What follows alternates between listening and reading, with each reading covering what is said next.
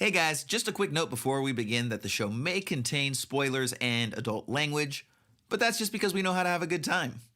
Stick around, you'll be glad you did. You are here for me to enlighten you. You ever act like this again, you're barred for life. It's just vile and base. It's kind of embarrassing. If you know your lines, then you can forget them. Oh, I get it. It's very clever.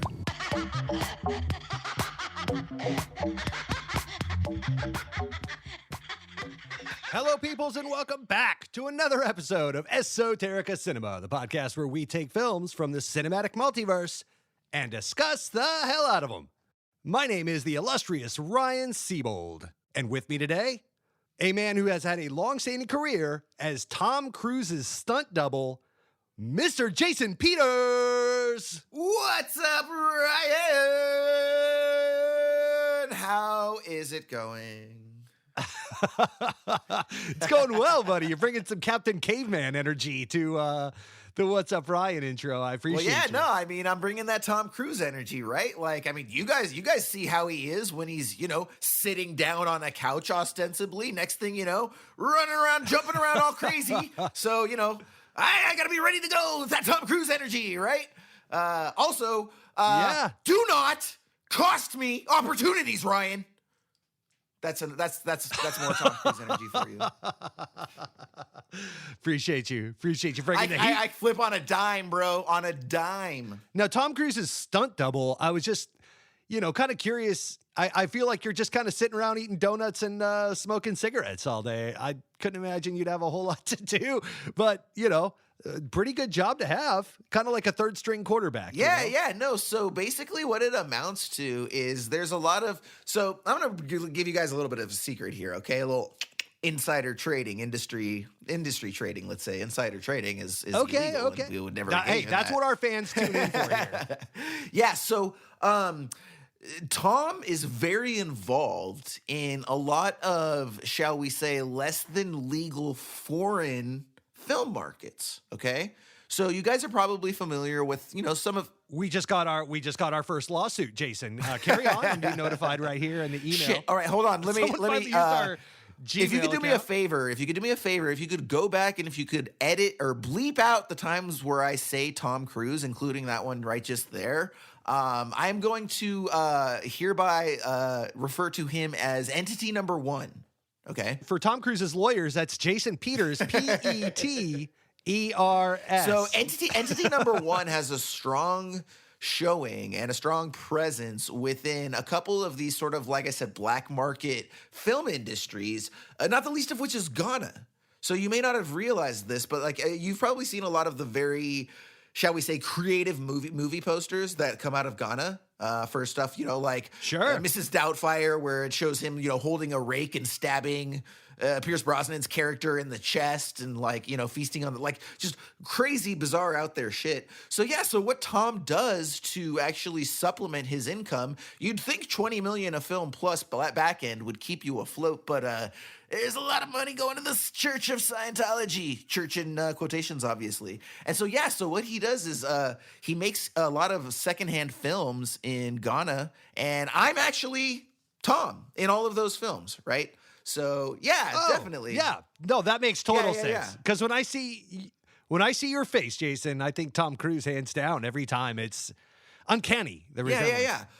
So one of our big films right now that actually I just wrapped up for him over there is Dr. Weird 2, Multiverse of Upsetness. Okay. That was so that's a really strong showing right now. Actually, apparently 85% of all the Ghana movie tickets have been for that one recently. So that's trending really strongly. Excelsior. And then there was a movie called The Northwestman. No, it was The Northeastman, and it was about an intellectual from Boston who was seeking revenge on one of his history professors or something. Yeah. It was surprisingly violent for a film that takes place largely in a university. I will tell you, Jason, I loved your performances in both Ghana with the Wind and I'm Gonna Get You Sucker. Both of those films, fantastic comedic performances in both those movies. That was fantastic. You know what's funny is I actually did catch a little bit of heat for some decisions with both of those films because I didn't want to be derivative, right? Like, I didn't just want to give you Clark Gable on the first one, my dear, right? And then, you know, well, I don't know if there's any Clark real, Gable. sensitive way to do I'm going to get you sucker. So I'm just going to kind of gloss over that one right now. But basically I'd been watching a lot of Nick Cage, listening to a lot of Nick Cage podcasts, trying to sort of diversify my acting style. So I decided that I would do both of them in the fashion of Al Pacino. Yeah, so fantastic choices. This is the choice. Yeah. So in the Big Gone with the Wind scene. Hey, could you give us a little bit of that? Yeah, absolutely. So in the Big Gone with the Wind scene, frankly, Scarlett, I don't give a damn. You put Al Pacino on it, totally different flavor, right? So instead, it sounds a little bit of something like, "Frankly, my darling, I don't give a damn." Right? So, there's that one. And then, for I'm Gonna Get You Sucker, it's kind of the same thing. I don't know any memorable lines of dialogue, but we'll go with something like "Hey you, I'm gonna get you, sucker." Something like that, right? Yeah, I mean the titular quote. Yeah. I don't really know what that movie is known for. It's kind of hard to make jokes around a film that I haven't seen. Yeah. But, and, also not be a racist. There's a lot of that. Yeah, for sure. But yeah, and of course, as Tom Cruise, and it's funny because he's actually known as Com Truise over in Ghana, which is where the DJ got his name. A lot of people don't realize that the DJ Com Truise is actually a reference to my films. He was originally born and raised in Ghana, and then obviously moved and since has gone on to have a very successful career in electronic music. But yeah, I had a lot to do with. I actually funded him early on, because Ghana not exactly a wealthy place, and I mean, where's he going to get turntables and a computer, right? So I kind of helped him out with that. Actually reached out to Tom. Tom came through with that for me. Tom's a really nice guy. People don't really understand that, absolutely, he's a super nice guy. My lawyers make sure that I say that every single time I have these conversations. After this intro, you're definitely going to be saying a lot of things that your lawyers make you say. Yeah. So yeah, but so thankfully, like I said, looking like Tom Cruise as I do, I've been able to carve a nice niche. Yes, absolutely. You're just backing him up all the way through. I would say, behind every good Tom Cruise is a very talented Com Truise, and that's you, my friend. So good on you. Thanks, man. Getting us these bangers throughout the years. I'm just so excited to be Com Truise. Jumping on couches and shit over here. Yeah, future me is going to love editing those levels. That's going to be great. You're welcome. All right, Ryan. Well, that sound actually means the start of a new feature that we have here on Esoterica Cinema, and it's called Listener Mailbox. That's right. Listener Mailbox. I felt it needed that. Exactly. Oh, no, absolutely. If we don't have that already started by the time this airs, we're absolutely going to do something like that moving forward. 100%. 100%. But yeah, so we decided, we announced this on the first episode, using the wrong number, if you recall, in my near phishing scam I almost fell for. How we started a new mailbox. So the one that we got now is current, good old domestic number, US of A. Local number, actually, right here to Los Angeles, an 818 number. So, and we are encouraging you all to call in and let us know what you thought about certain episodes, certain movies, anything under the sun, really. It could be muffin related. We love to hear about muffins. It could be crepe related this time. It could be even, I don't know, something silly like a Danish, right? I don't know. I love a good Danish. Get wild. Calm down, Jason. Calm down. I know. Sorry, man. I'm just really excited about this new voicemail, and I hope everybody else is too. So we've got a number for you here. It's and again, I'm encouraging everyone to call in with any opinions under the sun. 818-483-6285. Gonna go ahead and hit you up one more time. 818 483-6285. Call the Esoterica Cinema hotline.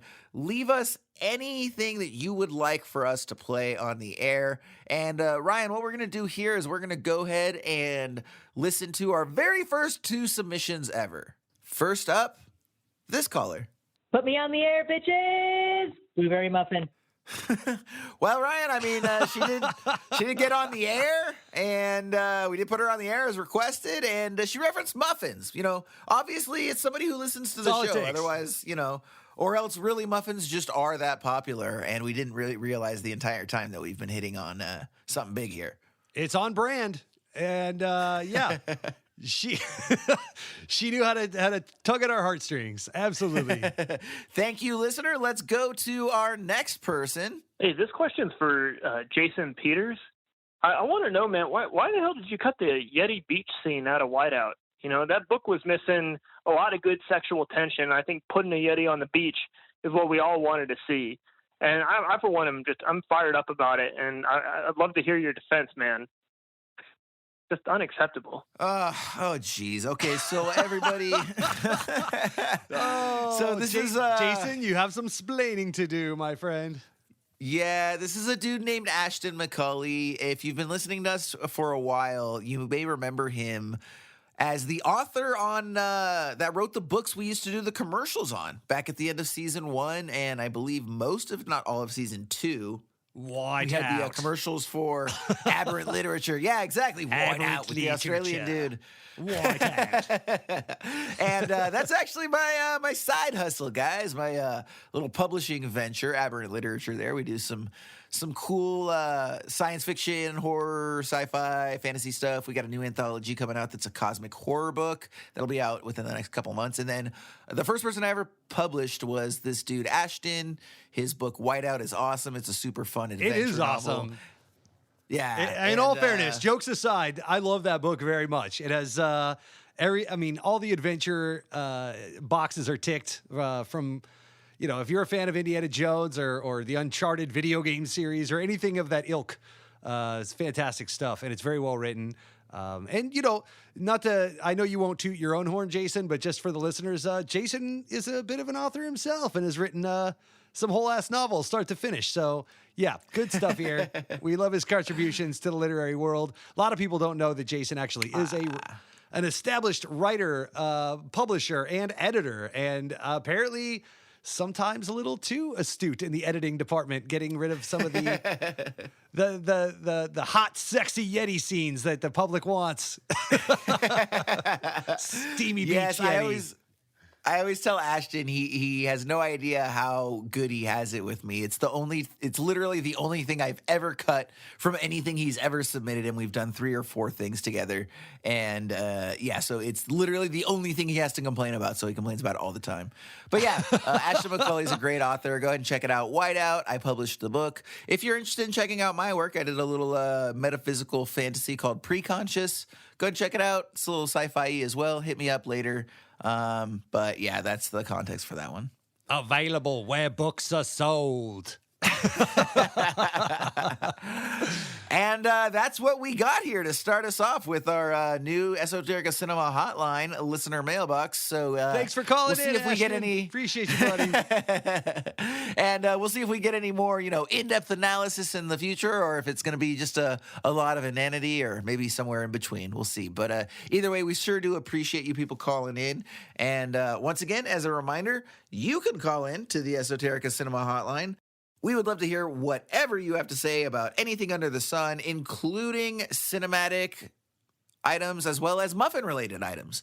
You can call 818-483-6285, and we will see you next week for another edition of Listener Mailbox. All right, Jason. Well, I don't mean to, bring you down from your star power in Ghana to humble you into our little podcast, Right. but we do have a movie to talk about today. Absolutely. Let me go ahead and slip back into my modest podcast host voice. Bling! Hopefully you can do some sort of sparkle sound effect, and that just happened right now. I will not. I am leaving that in the show. Just the way you provided it. Anybody listening who wants to record this and isolate that and use it for your production, go ahead. Here you go one more time. Bling! You just don't mess with you just don't mess with perfection, buddy. That's just. Today we are watching just a wonderful, wonderful film by the name of Amadeus. I'm going to go ahead and read you a description from Google that's actually quite good. Wolfgang Amadeus Mozart is a remarkably talented young Viennese composer who unwittingly finds a fierce rival in the disciplined and determined Antonio Salieri. Resenting Mozart for both his hedonistic lifestyle and his undeniable talent, the highly religious Salieri is gradually consumed by jealousy and becomes obsessed with Mozart's downfall, leading to a devious scheme that has dire consequences for both men. Ryan, what did you think about this movie? Jason, as someone who doesn't usually get to be on this side of the conversation, I will let you know very enthusiastically after this trailer.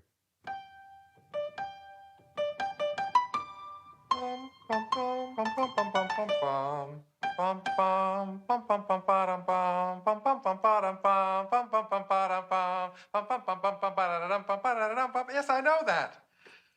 Oh, that's charming. I'm sorry, I didn't know you wrote that. I didn't.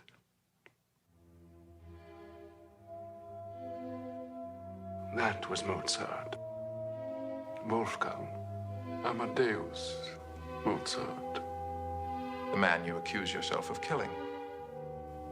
He was my idol. How good is he? The greatest composer known to me. Is it true? I think you really are going mad. Our illustrious court composer, Maestro Salieri. If you have something to confess, do it now. Give yourself some peace. Ah, Mozart. He's remarkable, Majesty. I want to meet this young man. I'm going to commission an opera from him. He's setting that play to music. I am working on something that is going to explode like a bombshell all over Europe. They say you have debts. I have to have time for composition. But your Grace Higher... Your son is an unprincipled, spoiled, conceited brat. Shut up! Why would God choose an obscene child to be his instrument? Rather than let a mediocrity share in the smallest part of his glory. I'm a vulgar man. But I assure you, my music is not. Believe in it. Fire which never dies, burning me forever. Oh, yes.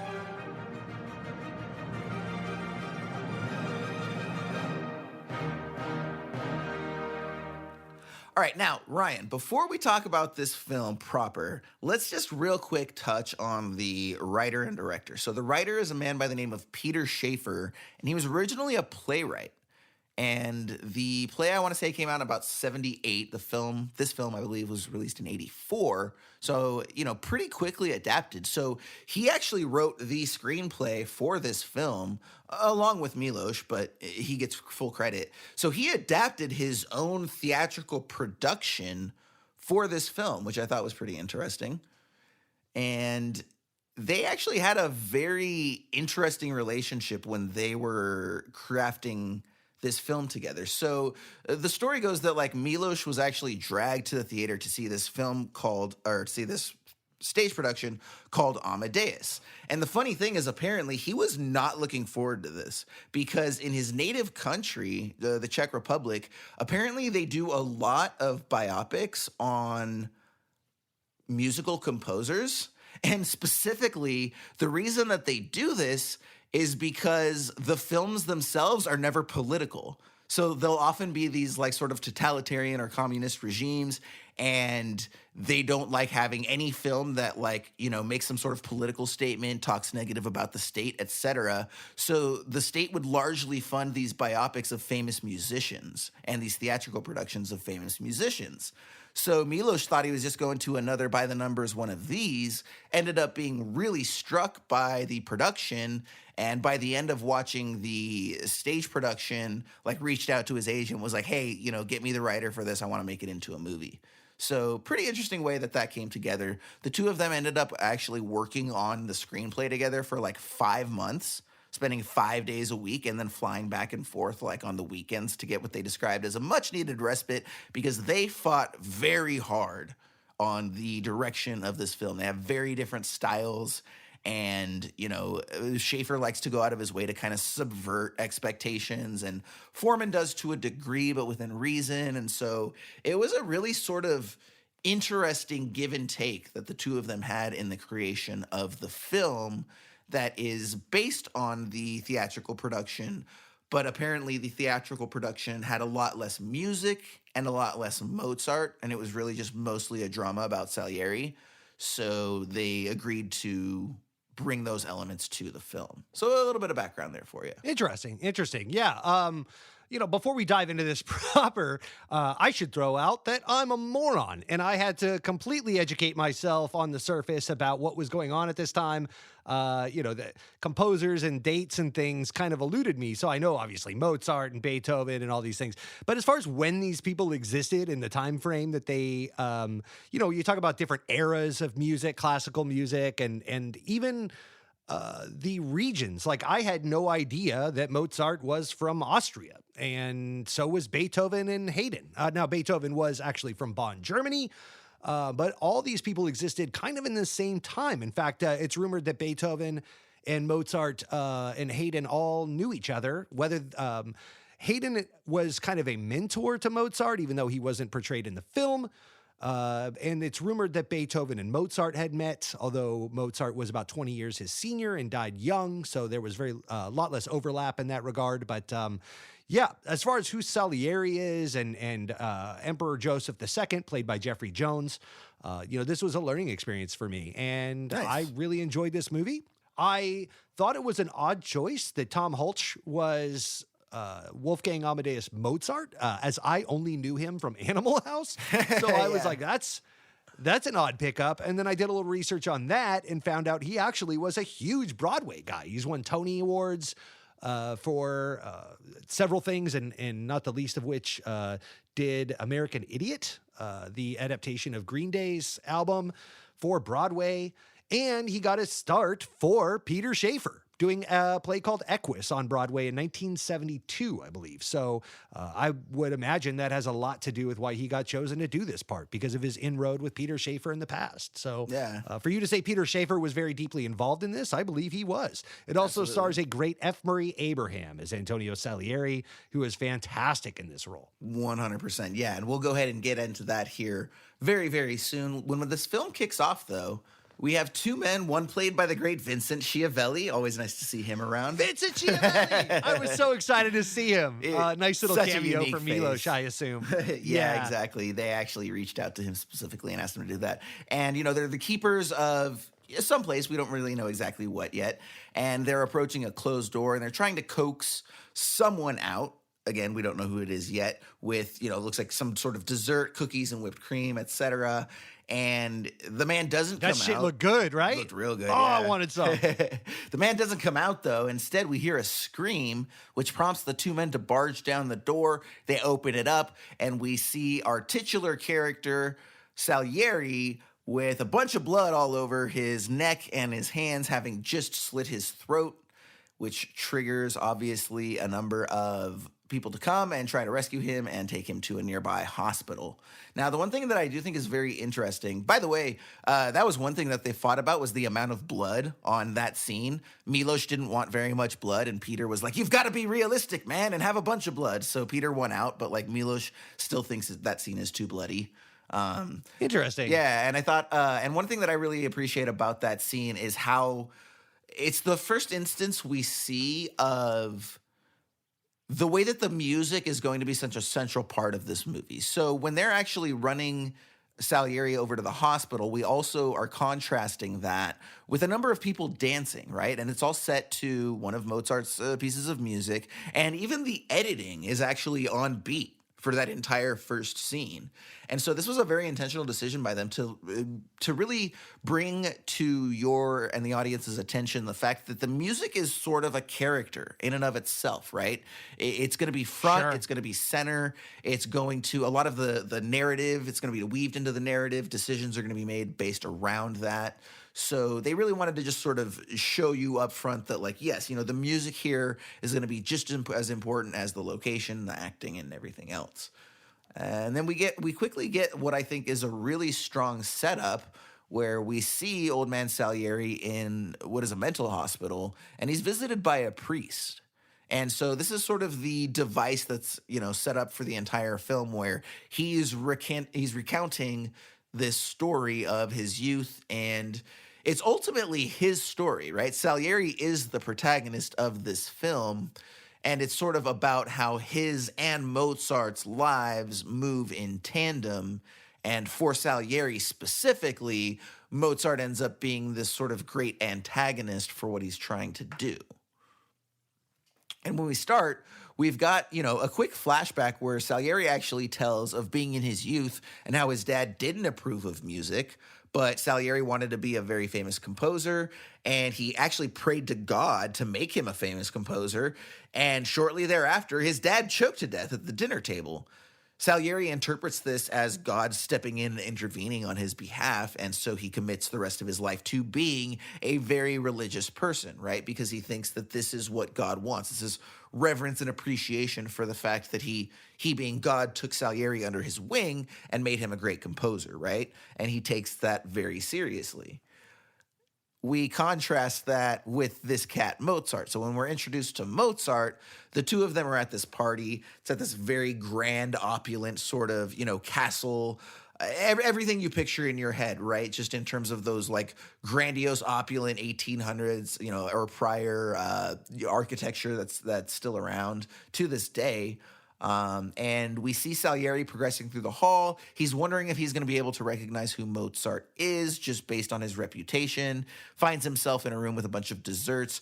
And very quickly, we see a couple. They barge into the room. They're being very flirty. And this young man is chasing around this young woman, almost in like a very cartoon fashion, right? Like the Pirates of the Caribbean, right, at Disneyland, chasing her around the table. Yes. And like, you know, it was very Pepe Le Pew. Yeah, exactly. Yeah. Dragging her under the table with her breasts all popping out and stuff like that. Like, and, you know, being very crude. One thing I thought was interesting too is we see them very quickly sort of play a game of like backwards pig Latin, where Mozart is speaking backwards and she's trying to interpret what he's saying. Apparently, that was based in truth. So there was one of the little quirks about Mozart is that he really appreciated playing with words and music backwards. So it was not uncommon for him to just go around and play a song backwards or deliver lines and words backwards and have people guess them like they did here.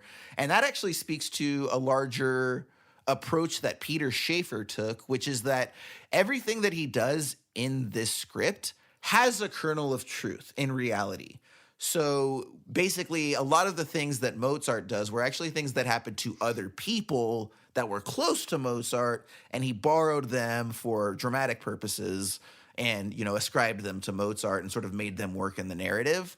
But like nothing that really happens in this film is a complete fabrication of Peter Shaffer's. They did a ton of research on this movie and would use all of these tidbits from all of these different stories at the time and weave them into their narrative. So I wanted to ask you, Ryan, like one of the, you know, obviously great aspects of this film is, you know, the set design, the production, the lavish nature of all this, the costumes. What was your response to all of that? Because this is the first time that you've seen this movie, right? It is, yes. This was my ad because onto the list because I have never seen this movie. I've always wanted to. I remember clips of this film, of all things, in my earliest childhood memories from Disney World at the Disney Hollywood Studios, formerly MGM Studios, on the Great Movie Ride. And at the very end, there is a montage sequence that your little car that you're in pulls up, and you watch this whole thing about cinematic history. And there's this breakdown where it goes into this classical music riff, and it keeps cutting back and forth to Amadeus, the film, and him composing in his pink wig and the whole bit, going bananas. So, this movie has kind of been a part of my history, film history in the background for quite a while. I've known about it and I've just never watched it. It's a long one. I mean, let's start there. I've never really known, there's just not really like a fun draw to this film initially when I was younger and like going through my must-watch days. Sure. It's a slow period piece. It's this, it feels like when you're 12, it feels like a film your mom and dad would watch. And it probably is, to be fair. But yeah, so I totally get that. But I will say I love this movie. This movie slaps. A couple things about it to answer your question. Number one, 18th century fashion fucks. I fucks with some 18th century fashion, bro. It looks like ornate. it's a fucking to-do. Yeah. You have to wonder how long it took to get ready every morning. Oh, man. But, must have been rough. Yeah. All the way down to like the colonial hats and stuff like that Mozart's son wears towards the end when he's, in bed at the very, very end and passing, the old style colonial hats that we see a lot of our founding fathers wearing. You got the ruffled sleeves. You've got everything, garters and multiple layers, laces, right? tons of laces. You've got your blouse and then the overcoat and then like your pocket, and then even especially for the guys too, they're doing makeup, they're doing hair, it was a whole production for everyone. A whole production, yeah. You needed like a staff of people, and they showcase that, how much goes into this and how you had all this support system of people working around you if you were of noble descent of some kind, to keep up with the Joneses. Made me wonder, there was a couple things that as far as the financial standings and what was going on at this time, because of all the service staff everyone kind of had. And if you didn't have that, you were kind of seen as less than. I also thought it was very interesting that, and we'll get into this, but that Mozart and people like him weren't making necessarily a lot of money off of their work. They would have to get these side hustles of taking on students and teaching them and stuff like that. And that's how they would make their money. Mozart was cranking out bangers. People were like, dude, this guy fucking slaps. Have you heard the new Mozart joint? And everyone's like, yeah, that guy fucking crushes. Everywhere he went, they're like, oh, that's Mozart. That's Mozart. And yet he was like, according to this film, not very well off for most of his life. And he was also super stubborn. Which obviously the film... He wasn't getting that Spotify money yet. That hadn't really... Oh, yeah, because everyone's living so fat off of those Spotify royalties, right? All you hear about is how just easy street for anybody with their shit Absolutely. up on Spotify. Hey, look, dude, some people are listening to Esoterica Cinema on Spotify right now. And I will tell you, thank you for my gold chalice I'm drinking my water out of table side here. It's fantastic. Gold chalices are much nicer than I thought they'd be. It's my pimp cup. Yeah, but it's still like that to this day, right?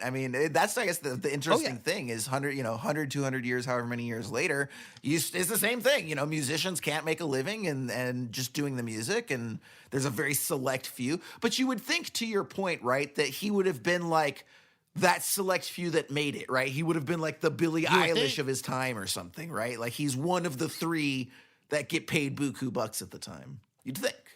Billie Eilish famously broke. She makes most of her money giving singing lessons over the weekend.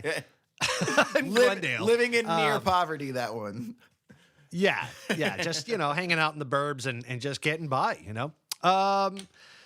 As the song says, making your way in the world today takes everything you got. I will say to your question, the conversation full circle after our stupid rant, they used American or English accents for this instead of trying to zhuzh it up with any kind of European flair. Sure. They just kind of stuck with their native situation. And I guess that was a directing decision by Milos so that they could focus more on their performances and less on the authenticity of the time period.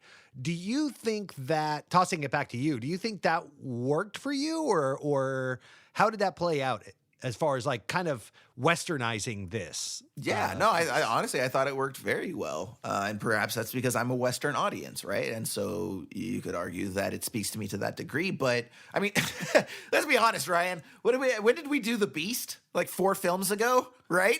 Yep. If I could buy those guys as Russians just talking like Southern California surfers, I could definitely buy F. Marie Abraham as a German. No problem, 100%. Now, Stephen Baldwin as a Russian. They're not even attempting Russian accents, dude. Just the one major guy maybe tried halfway. But yeah, no, they were just like, nah, yeah, guys, nah. With the Russian, no, just your normal voice is fine. Because I thought that I would bend over backwards though to hear Stephen Baldwin give a Russian accent. I really would love to hear that. But no, I think a few years prior to Biodome. You know what? I think that, and maybe it's because, as a Western audience, we sort of equate British accents with aristocracy, but it worked for me because they gave the vibe they were supposed to give, which is, being these haughty, stuffy rulers of the time. So yeah, it didn't bother me. Did it bother you? Did it take you out of it? No. Oh, okay. Not at all. Cool. Yeah, same here. Well, so interesting thing too, talking about some of those like really lavish buildings that they used. So even like, the first grand hall where Mozart ends up delivering his little mini concerto for the king or whoever here very shortly after, Salieri realizes who he is. It was interesting because they actually were able to use a lot of these really historic buildings, and they were in great shape because for whatever reason, like the various governments and regimes that had been in power over the years just like never decided to use these buildings for anything. So they were literally just like sitting there, not doing anything.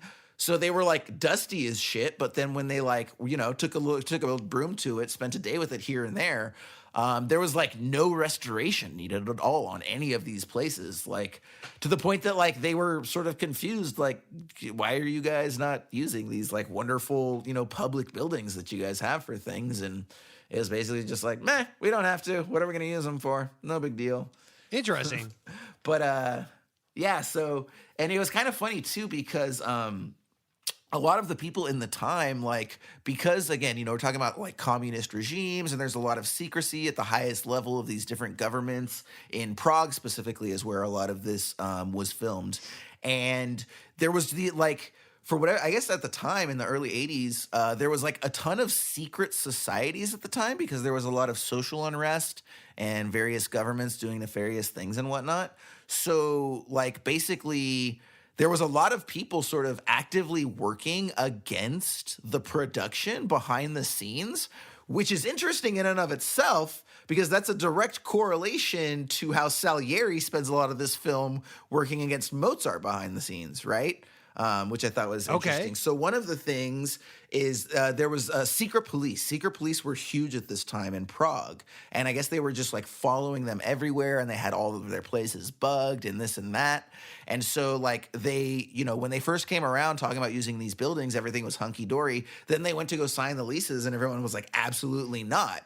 And they started asking around, and they found out that like these rumors had started spreading where they were going to use these very like sacred, and ornate public buildings to like film really gnarly orgy scenes and stuff like that, and like desecrate the buildings and things like that. And so like all of the local Prague government was all of a sudden like, who are these Amadeus cats? No, like screw that, we're not doing anything. And so they had to like, get time and show them the script and, do a lot of convincing that like they weren't these gross people that they were making them out to be. And then once they, saw it was a legitimate production and everything, they ended up letting them use the buildings.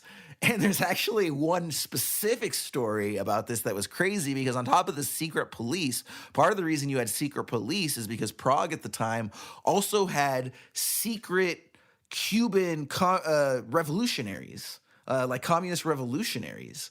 And so it was funny because they were the only people in Prague who spoke Spanish, and they were a very secretive organization. So what's funny is a lot of the American crew members for Amadeus were Mexican dudes and they spoke Spanish. So when they came over here, all of a sudden the American crew noticed here's these guys speaking Spanish, and the guys that speak Spanish from the American crew start speaking to them. And the revolutionaries were like trying to puff up their chest, and they were like, "Who the fuck are you? This is our place, blah, blah, blah, this and that," to the point that they got in a huge fight, a fist fight, and the American crew beat the shit out of all of them. Just wailed on them, right? But here's the thing. Because of the fact that they were a secret organization, they couldn't retaliate against them. Because then it would risk identifying who they were on a public scale. Yeah. So they just took their lumps and went back into hiding. Jeez. Yeah, dude, there are some pretty crazy stories just because there's a lot of political unrest in Prague at the time in the early 80s and how that kind of manifests. So very strange. Now, shortly after that, we are indeed introduced to the Emperor of Vienna, played by Jeffrey Jones. If you haven't heard anything about Jeffrey Jones in recent times, don't do any digging. Just let that go to the side. No reason to look into what he's been up to in the past 5 to 10 years, okay? Just great actor in the 80s. Let's leave it at that.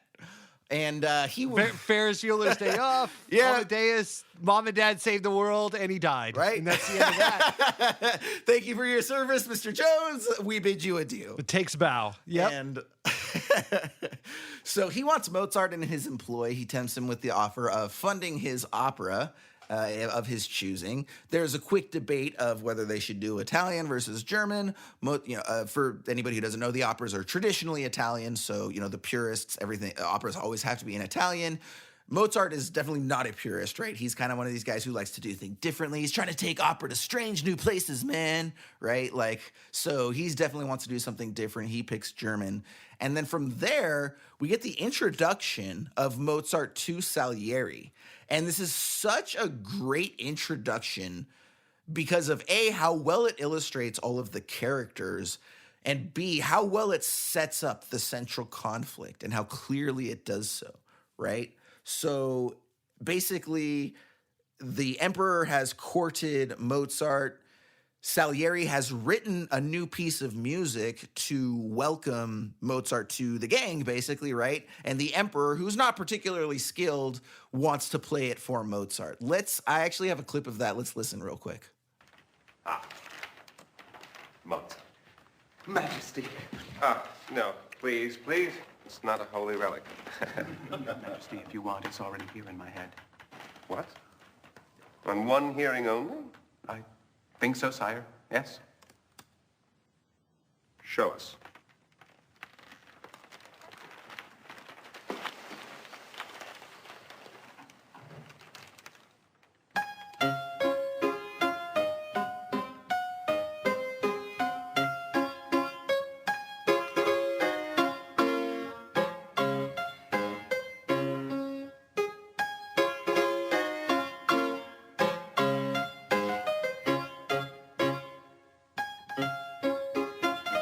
The rest is just the same, isn't it?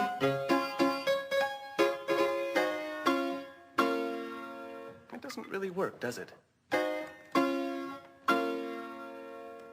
you try?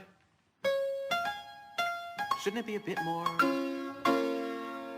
Or this? This?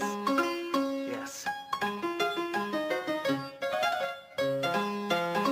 Better? What do you think?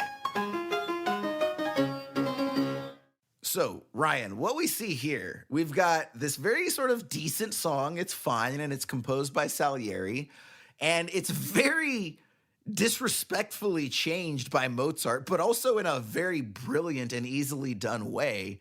And Ryan, the interesting thing about this scene is this is another one of Schaeffer's moments where it's based in real life. So apparently Mozart was kind of infamous for doing this. He was sort of socially tone deaf and didn't appreciate how talented he was. So people would constantly try to do something nice for him by coming up with these original compositions and playing music for him, and he'd totally just come in and be like, dude, that was great, let me play around with it, and just totally fuck with it and change it and make it better. And like by the end of it, like everybody was, you know, very insecure about their music. So there was actually a counselor by the name of Kunovich who was receiving Mozart, who had agreed to start teaching his daughter music. And that's what this scene was based off. He wrote the original song, played Mozart's in. Mozart totally fucked with it. The guy got super insulted and just stormed off. So yeah, you know, and we see that, and that's a very common thing, right? With, you know, sort of these very brilliant geniuses, right? Whether you're a math whiz or a creative, brilliant genius or anything, right? Like it seems to be, there's just something about like the more brilliant you are, the less you're able to connect with society and people, right? Like there's just that thing is missing because you look at the world from such an advanced degree relative to the rest of us that we can't get on that same level, right? Yeah, and I mean, that's kind of his downfall, I think. And you see it in a lot of geniuses that pass early or kind of shine and get too close to the sun and then burn out, before... after their peak, is just, it's almost like they're too smart for their own good. And so they kind of get in their own way. Mm-hmm. And that was one thing that this kind of portrayed about Mozart is that, you know, there was a very simple path to success that his father and a lot of people surrounding him, even his wife, were trying to keep him on, to shepherd him to just chill, bro. Like, you got this. Life is so easy. Like, you just write the stuff you need to for the money, take the cash grab, and then do your brilliant shit on the side to go crank out, knock the home runs out. And so, but he wouldn't do that. Yeah. He just kept getting in his own way because anything that was less than him, like he knew his greatness to a point where anything that was less than, he wanted nothing to do with. It just wasn't worth his time. And it's like, you want me to do what? For what? No. What good is all of that? You know? And so, but then on the other side of it, you know, Salieri would have given his left nut for this level of genius. Yes. And he struggled so hard for, at the end of this film, what he called mediocrity. And, he was the patron saint of mediocrity, I think he calls himself, which I fucking love. Oh, dude, I love that. I feel that to my core, bro. Like, I say that to myself more times than I should. I am the patron saint. Salieri, salute, brother. I feel you, bro. I am always trying to do better than I execute, man. Every fucking time, dude. I get it. Because he's like, you know, if I had this natural talent, what I could have done with it, and I would have made all the right moves, and I made all the right moves with my mediocrity, and it still took me all the way up to be, you know, in the emperor's, council and all of that. So what I did with nothing, if I only had this level of genius, what I could have done with it, right? Yeah. And so, I think the trick is to be just enough Salieri to allow you to be Mozart, you know, in the rest of your life. You got to be Salieri in the streets, Mozart in the sheets. I think that's the love it, man. Love that's what this movie has taught me. Just kind of like skate through and do the, you know, like, you know, the directors that do like one for the studio and then a couple for them. It pays for your pet projects, and that's kind of he never bought into that Mozart. He literally just wanted to do all of his weird indie shit and never give one to the studio. Right.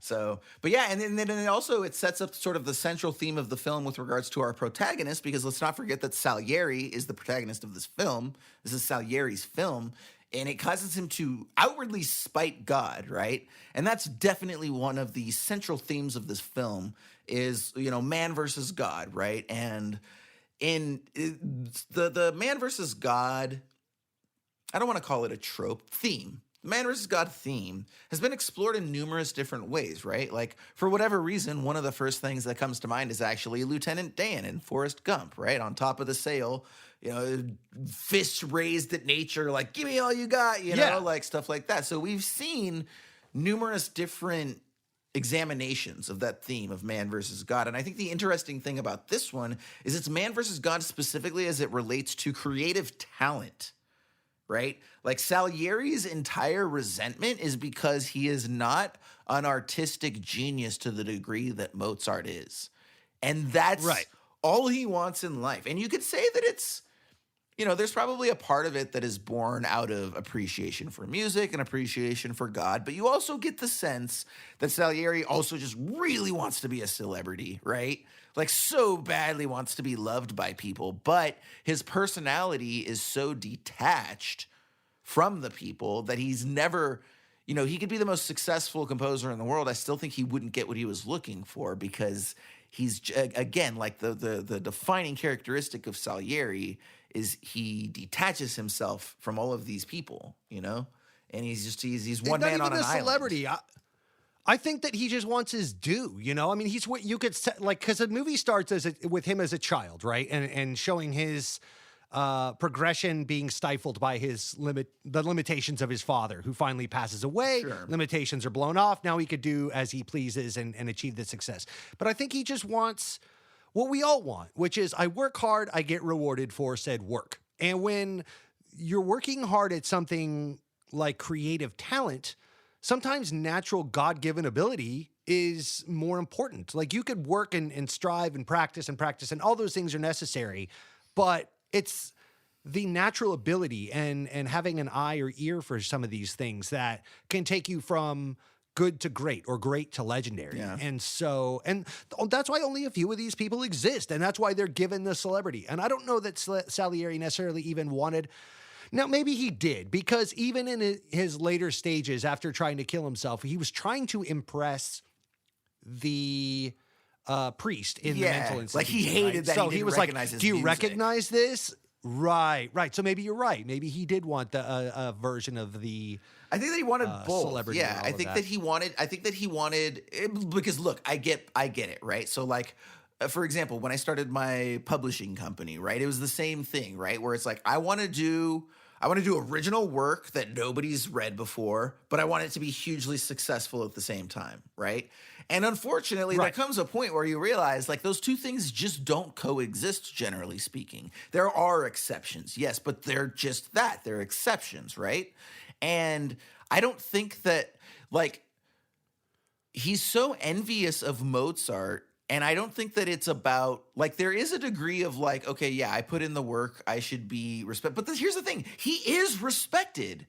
And that's the thing. Like, it's not that he does get his due, but for him, that's not enough. He has to be number one with a bullet, right? Because he's still getting operas funded, right? Like, we see that when later on when the emperor ends up not only giving Mozart 5 shows or whatever, and then immediately after that, Salieri gets his production and he declares it the finest opera yet made to that point, Okay, so I'm going to take this one step further, and I'm going to say I absolutely have changed my mind, and I agree with you that Salieri, in fact, wanted the celebrity because, for all intents and purposes, he's shown to be way more successful in stature than Mozart, in the sense of certainly financially as well.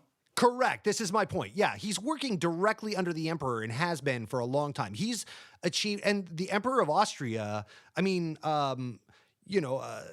Mozart comes from Strasbourg. Vienna is seen as like one of the hubs of musical culture at this time. Mm-hmm. Everybody wants to go to Austria. Again, Beethoven was born in Bonn, apparently in Germany, and traveled to Vienna to go work there because it was a hub of that level of creative, opera and all of these things that were going on at that time. It was seen as like the Hollywood or Manhattan of its, era. So it's my understanding anyway. Yeah. If you're out there and you know more than me, hats off to you.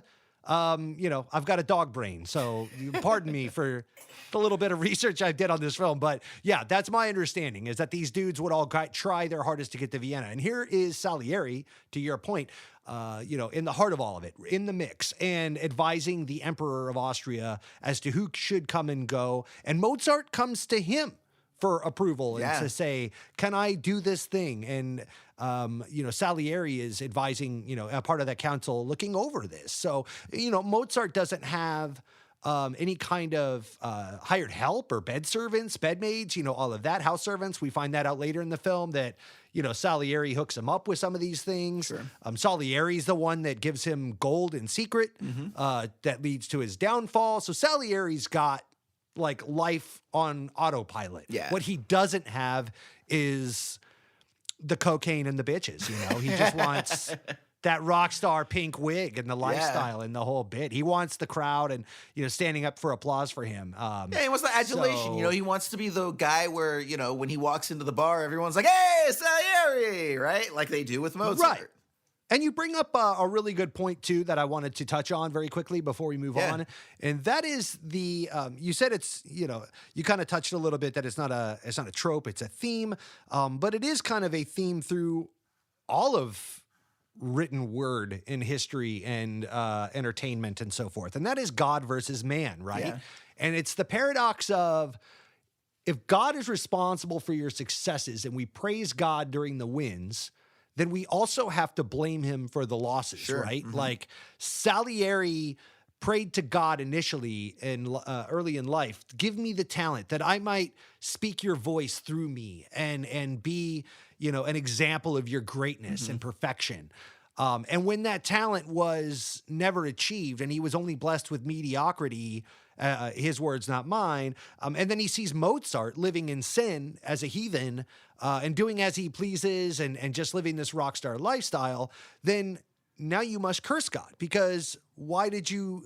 And these are themes that are found in the Bible. These are themes that are found in books and novels and so forth, all the way to movies and politics. Now we're dealing with it in politics. If life is starts at conception and abortion is murder, then so must miscarriages, and we must blame God for that. Not to get down that topic, but it's this paradox that we all find ourselves in. The and difficult so we give thanks, realities about some of these things. Right. So we sit down at dinner, the old style, thank you, Lord, for this food, and we give thanks for our blessings.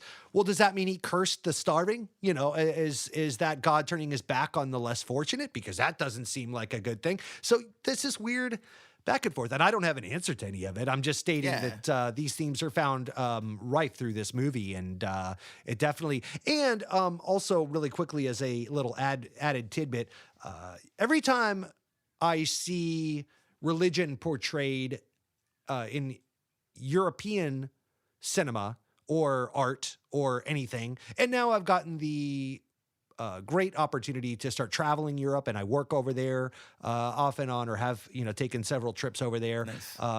American megachurches aren't shit, bro. Like people talk about, Joel Osteen's got all this money. Oh yeah, okay, yeah. Kenneth Copeland, he's got 8 jets. Cool. You know what the Vatican City has? Fucking like 5 million people a year taking a tour of this church.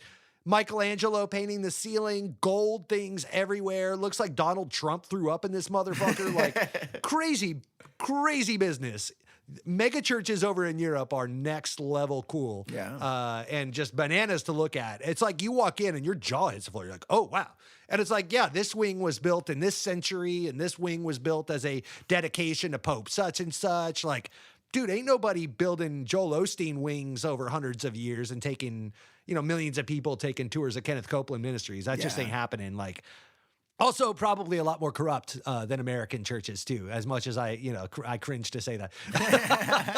I don't know, dude. They've got some competition there for sure. Let's be honest. The Pope and dude, I've been learning lately there was an anti-Pope, and a regular Pope, and the regular Pope was in the Roman Catholic Church and like had to do with Rome and the Roman Empire. Was like super political, and then so there's all kinds of crazy stuff. It's like discovering that there's like antimatter. You're like, oh wait, I knew about the matter, but there's this thing called antimatter. Oh wow, crazy. It's like anti-Pope. Yeah, it just sounds weird. The anti-Pope, who was like an actual religious figure, and then the real Pope was more of a political figure and was controlled by the Emperor of Rome. So that's nuts. But anyway, I digress. So God versus man. I thought it was really interesting to bring religion into this and kind of showcase. It kind of gives you some perspective on.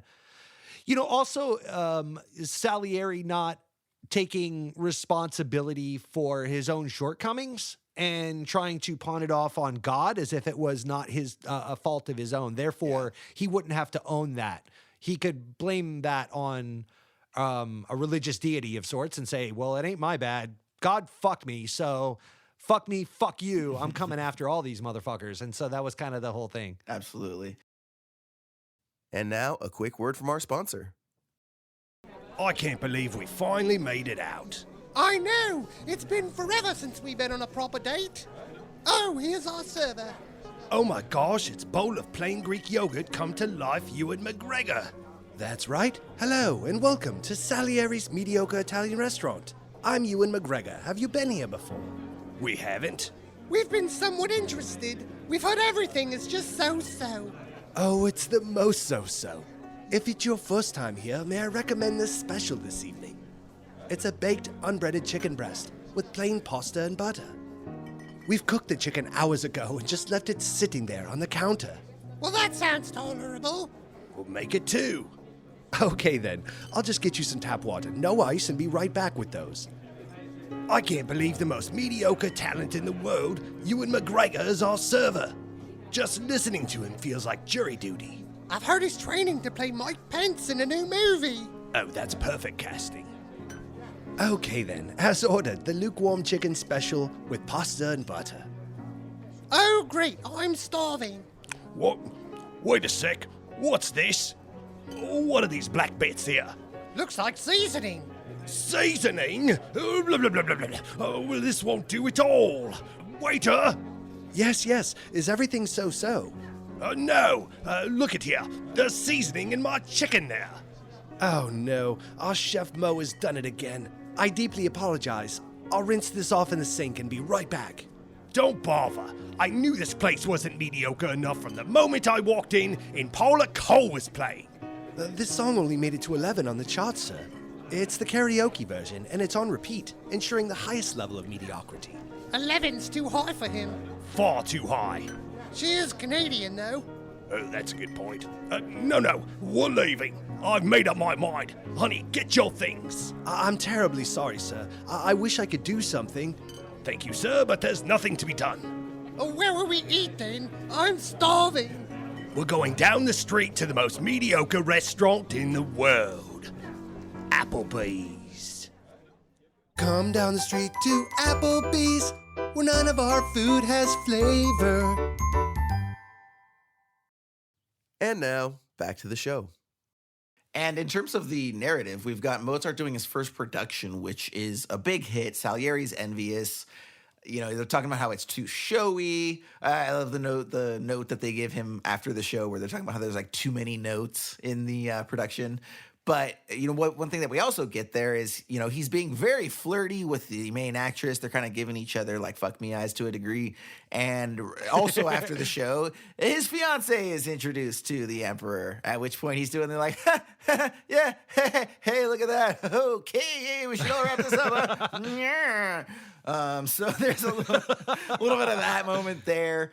And it's not that far after that they actually get married, he and his fiance, Mozart, that is. And, you know, they're going through the typical marital Her strife. mom, Frau, by the way, phenomenal performance. I loved her over the top. Very comical. Yeah, sort of the, what do we call it? The comic relief, right? Yeah, Victorian era Looney Tunes style stuff. Yeah, a little slapsticky there, definitely. With her, you know, being pulled up onto the stage and all of that. But, yeah, you know, and like I said, you know, as far as Mozart and his wife Constanze, or Stanzi, they refer to him interchangeably. You know, typical marital stuff, arguing about money. You know, he stubbornly refuses to take these teaching jobs and actually bring in money. And he's always like, this next opera is going to be it. And they're like, we keep telling you, like, nobody makes money on their work, right? So, you know, that's kind of to your point earlier that, you know, why he always struggled with money, because he wouldn't take these teaching gigs. And, you know, we also get this scene shortly thereafter where the wife goes into Salieri and asks him to consider Mozart for a prestigious teaching position. And this is where he kind of has a moment where he's going to kind of play the like, well, sure, but that's going to come at a cost. You know, show up by yourself tonight at 8 p.m. and you can pay for that, you know, and obvious insinuations being made there. And so when she comes back later, he basically like, you know, makes her strip down as if they're going to do the deed. And then, you know, when she takes her top off at the last minute, he's like, he rings the bell and is like, servant, take her away, right? So let me ask you. The 80s, where a PG movie can have titties. So actually, funny thing about that. First of all, you're correct. I mean, you are correct. Films could do that. I believe Airplane did that at the time. But The original theatrical cut did not have that scene. It did not show her topless. Oh. That was an addition to the director's way. cut. And interestingly enough, while the theatrical cut is rated PG, the director's cut is rated R, specifically for that scene. And I thought they would have at least given that a PG-13, but no, full-on R rating for breasts, which was kind of weird. But yeah, so Ryan, what do you think about that moment? Because again, this is something that was not about breasts. Fantastic. 4 stars, no notes. Only 4. I'll give it 4.5 to 5. No, but specifically, on a 5-star system, you're right. 5 specifically, though, what I'm talking about is how that scene plays for you in the context of the film. Because again, it wasn't included in the theatrical cut; was added after the fact in the director's cut. Do you think that was a scene that added to the film that should have been in there, or do you think it should have remained cut? Good question. I do think it almost seemed to me like Salieri caught himself, right? Like it was a low he stooped to that even surprised himself. I think that his character arc kind of bottomed out right there because he was so caught up in the moment. Because what you didn't mention is, or maybe you did, the scene prior where Mozart performs his first situation in front of the emperor and all of that. The actress is Salieri's love interest, and Salieri, that is, finds out that Mozart has slept with the lead actress and cheated on his fiance and hooked up with Salieri's love interest. And so it's kind of like, dude, you have no scruples, and so you're just a loose cannon, and you're willing to do anything. You're just, I mean, this woman that loves you, you've cheated on her, you screwed me over, I'm trying to help you out. You're obviously an idiot, and so fuck me, fuck you, I'm going to burn your house down and show that, I'm not going to sleep with your girl, but I will, pull the bottom Jenga piece out and see if I could add some shit to the mix. Yeah. I thought it was kind of a sad scene because you could tell how much it had upset Mozart's wife, and how she was so disappointed in herself when she realized she couldn't use, these motives to further. Like she had good intentions. I think her heart was in the right place. That this is what she saw she had to do. I also question whether or not she knew about Mozart's infidelities. If she was in on the fact that he was a celebrity and was just prone to do these things. Sometimes you see these actions from celebrity wives that know that's just a part of the package deal, unfortunately. That they've been honest about it. They're in an open marriage, and this person's going to have some infidelity. And so this is, that's kind of the trade-off. So I wonder if Amadeus's wife knew that or not. Yeah. And so was acting out like, well, he's doing it. If I'm going to do it, I might as well get something out of it for our family and go get paid, Well, so I think that originally when I first saw, because I've seen this film a few times now, this is probably like my 4th viewing, 5th viewing, something like that. I have the DVD. And so one of the things that I've considered is, humble brag. This guy can afford DVDs. Carry on. Support physical media for the 1800th time. Yeah, at least I'm consistent. But one thing that I will say is that as far as this scene for me, when I used to watch it, I kind of was of that mindset. But now I feel like it's very calculated. And it's basically 2 things. One, it's him, Salieri, getting back at Mozart for sleeping with who he thought was his girl, even though that could certainly be argued, right? Like it was the object of his affection, but they weren't boyfriend and girlfriend or anything like that, right? So, and then, but also I think it's to remind Stanzi that like she was willing to do that, right? As a source of embarrassment or as a source of shame, like he's not going to debase himself in God's eyes because he's already made a commitment to not doing that. I don't think that I don't think he had any intention whatsoever of following through on this from the moment he proposed it. Right. I think he just I don't either. to, I think it was a control move. Yeah, exactly. And he just a power wanted her. Like I have power over Correct. your shit, Yeah. and if I wanted to, I could do this, but I won't. Yeah, and also don't forget that like you would have slept with me. You took off your clothes. I said no. We all know it though. Sure. I could have had you if I wanted you, and I chose not to. Well, So it again, adds context between Salieri and Stanzi's characters throughout the film, and so every time Salieri shows up, all the way until the very end, when Mozart is passing in bed and Stanzi shows back up and finds Salieri curled up on the couch asleep after writing, helping Mozart write this Requiem. that adds tension to that. And without this scene, you don't necessarily get that as much. That's not as much of an impact, because I think Stanzi's character arc is impacted by this scene more than anything else, more than Salieri or Mozart. So, I think the scene is absolutely necessary. I think it, comes full circle at the end of the film when we find Mozart passing and Salieri's with him, and Stanzi finds them together. It's like, the fuck are you doing here, dick nuts? You know what I mean? Like, I think that scene doesn't hold enough as much gravitas if you don't have this scene in the beginning. Sure. Thoughts? Yeah, no, I definitely agree with that. And then from there, to your point earlier, we've got Mozart asking Salieri to kind of help him get work as a teacher, not realizing that like Salieri's spreading all these rumors behind his back to keep him from teaching, about how he's like a louse and, going to sleep with all the daughters and this and that. He finally does get a job, and it really doesn't go very well because they're not, taking it seriously in Mozart's eyes, with the dogs barking and the girl being shy and all of that. Mozart ends up bailing very quickly. But we do see that his wife is pregnant. And despite that, he does take her to a raucous costume party that looked like a ton of fun, to be completely honest. Tons of masks and costumes. Looks like a lot of drinking. Very creative. This is another aspect of Schaefer's, using kernels of truth. Apparently Mozart really, really loved these costume parties, and also specifically was like very into masks, loved masks. So like he was all about this life.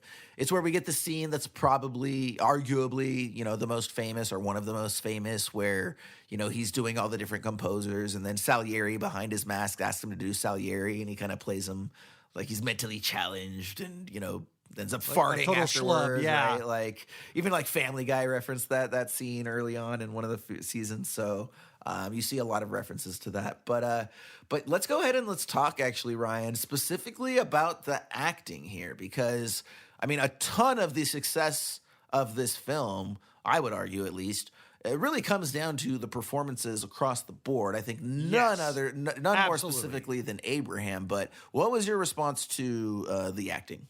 No, I mean, I think this is fully a character-driven film, right? So, like, something I have here in my notes is that this movie is kind of the Golden State Warriors / San Antonio Spurs of movies, where it's just perfectly executed.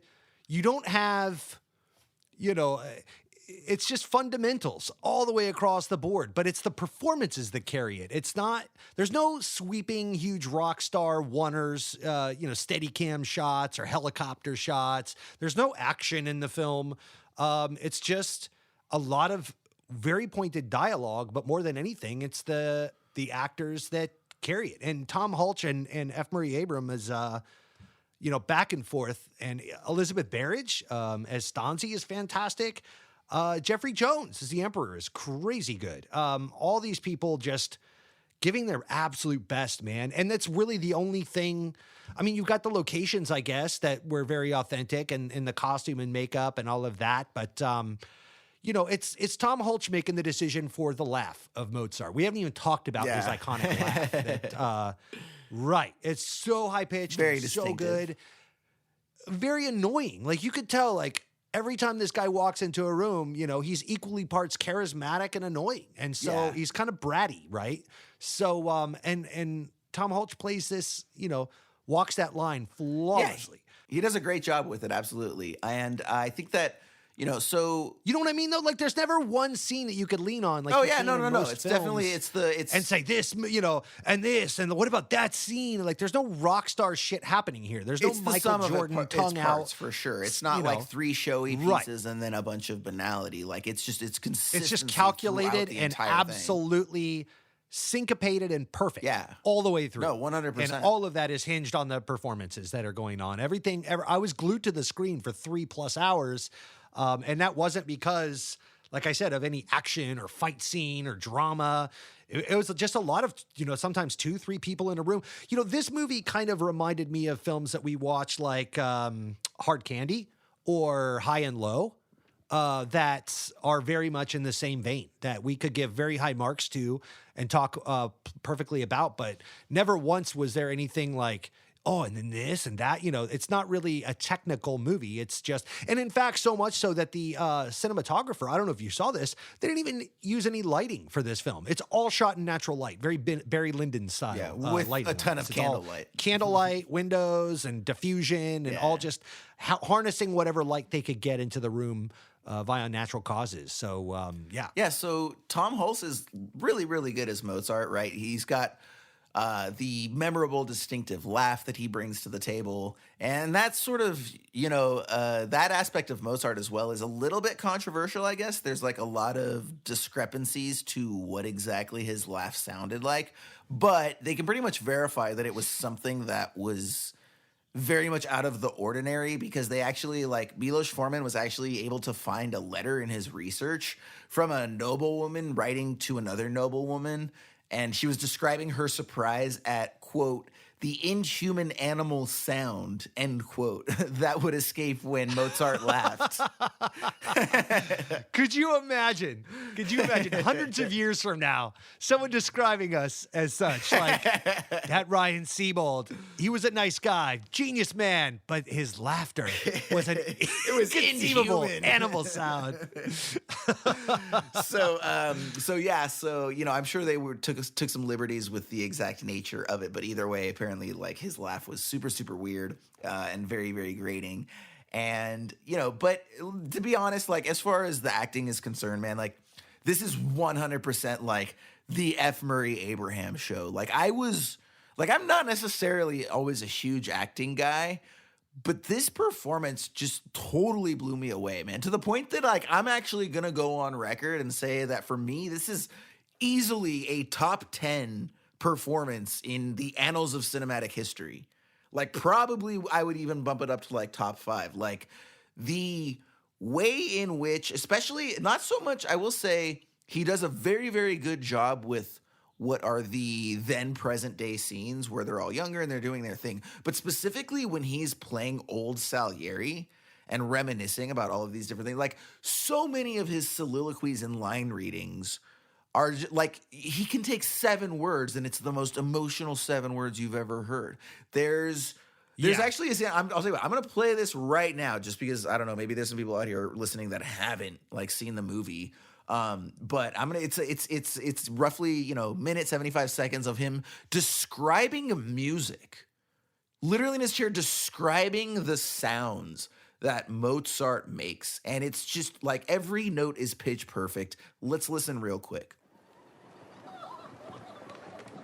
On the page, it looked nothing. The beginning simple, almost comic. Just a pulse. Bassoons, basset horns. Like a rusty squeeze box. And then, suddenly, high above it, an oboe. A single note hanging there, unwavering. Until a clarinet took it over. Sweetened it into a phrase of such delight.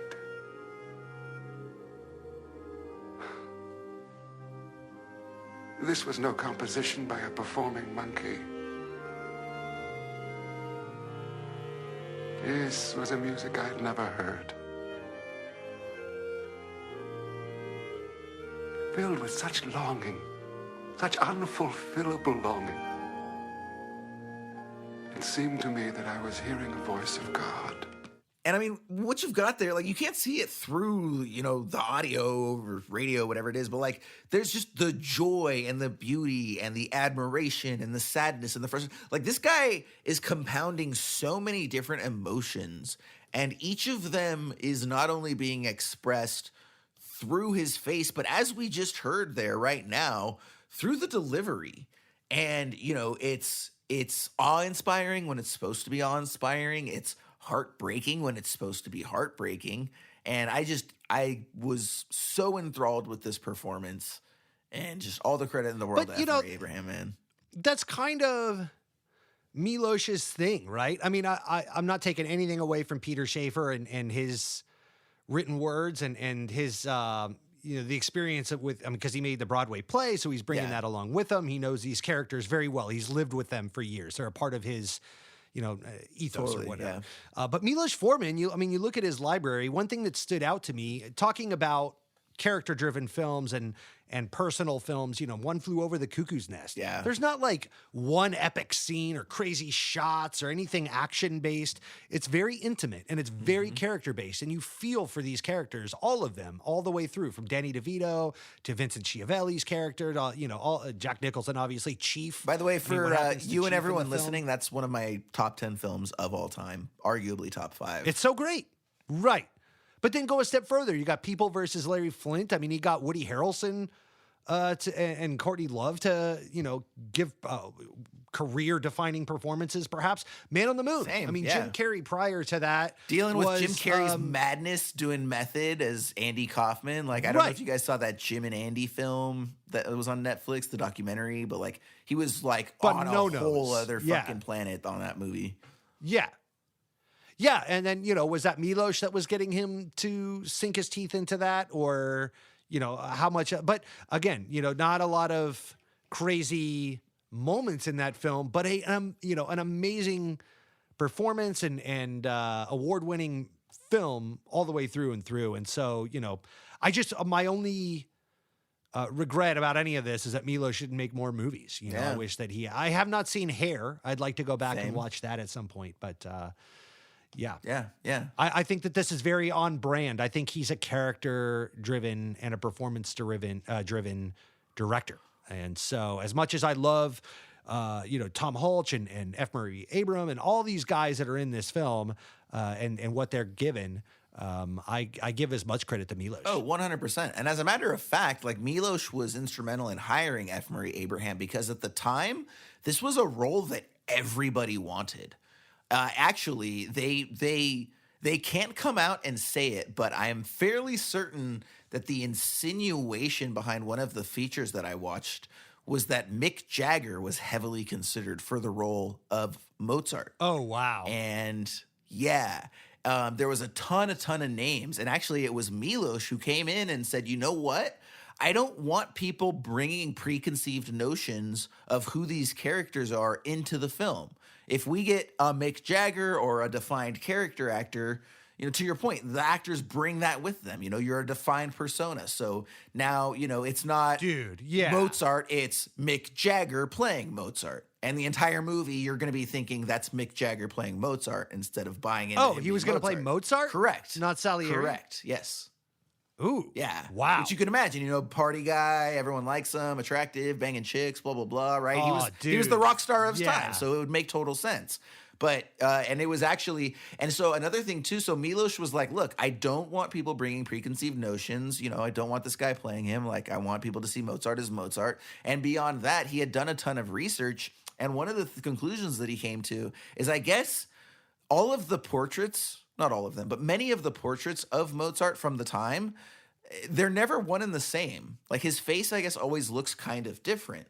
And so what Milos, the conclusion that he came to is that, wow, this guy must have had like a super generic face, right? He definitely would not have been a leading actor with, very chiseled and defined features. He must just have this very average face and disappears into a crowd because every painting of him is different. No one can kind of agree on what he looks like. He's like, so I need to find white guy. Yeah. He's like, so that needs to be taken into consideration. We need to hire somebody who just looks like an absolutely average white dude who would not be a leading man. And then, to your point, Peter was probably like, well, I know this Tom guy from back in the day. Excellent. Well, let's get him out here. See what's up. Right. So that, was hugely, and to your point, any other director probably just goes, wow, Mick Jagger, oh man, get him over here, right? And Milos is like, no, dude, like, no. You got to think, though, so a couple things. One, Mick Jagger has not an average white face. Exactly. That guy has that's very his point. defining Yeah, features. that was his point. Like, everyone's going to know that's Mick Jagger. That guy is a caricature of himself. Yeah. Also, you need to go, everyone listening needs to go back and watch the David Bowie Dancing in the Street music video.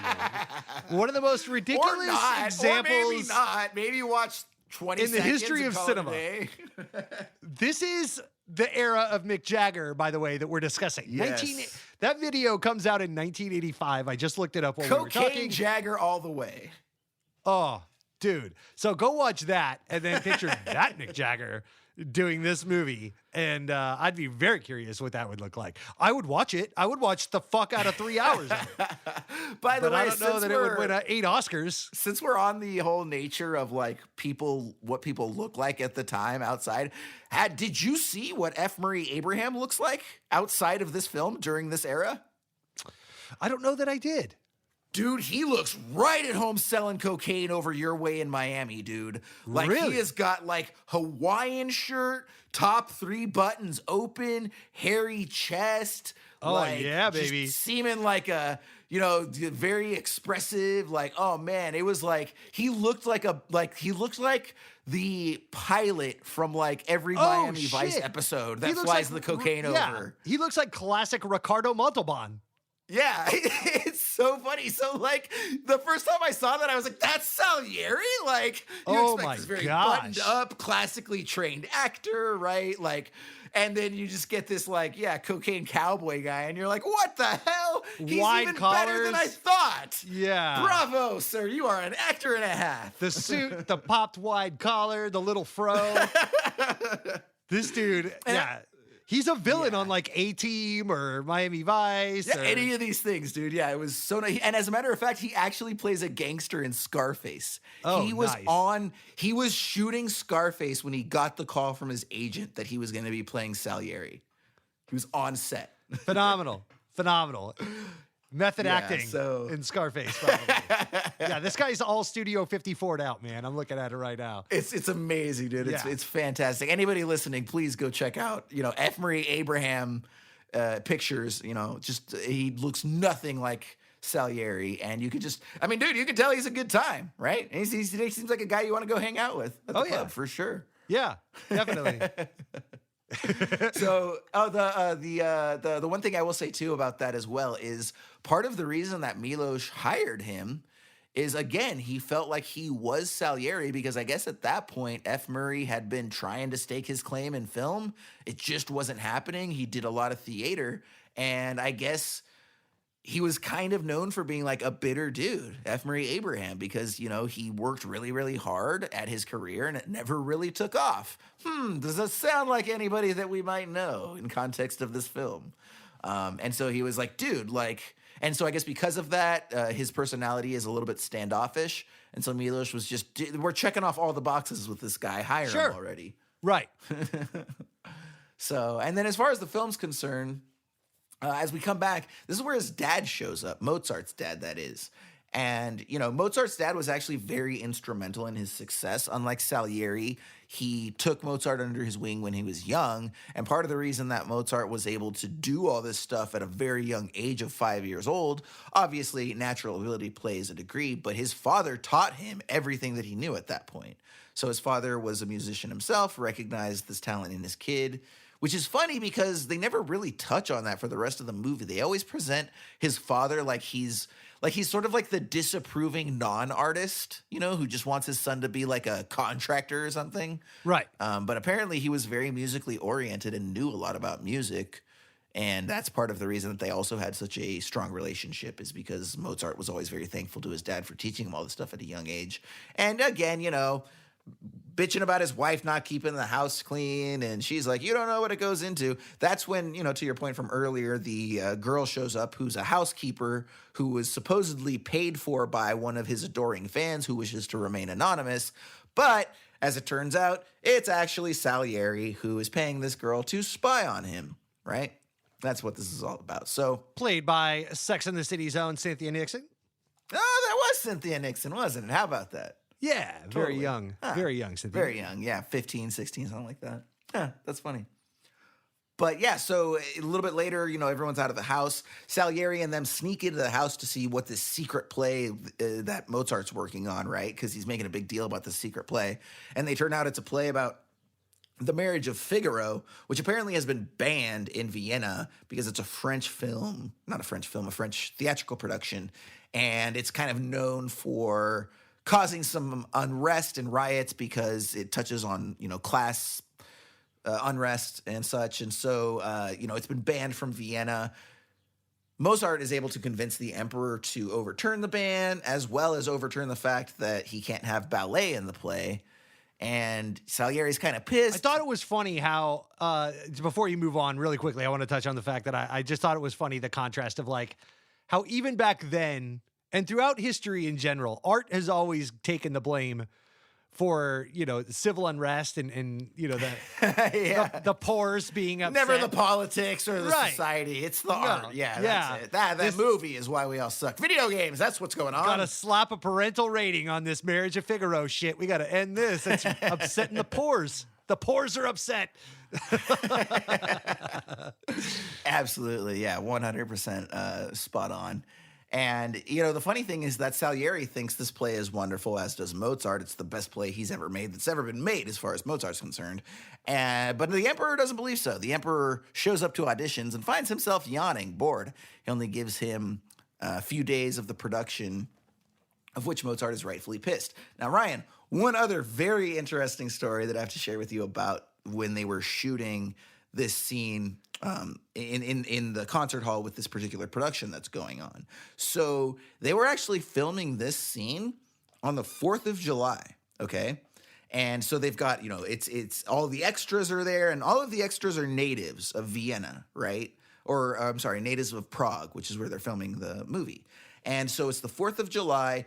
Milos calls for playback, and unexpectedly, all of the extras and all of the actors and everybody stands up, and from the stage, a giant American flag unfurls itself and falls down and drapes itself across, and this entire concert hall filled with people, filled with Prague nationals, begin singing the American national anthem as a show of respect to the American crew on the 4th of July.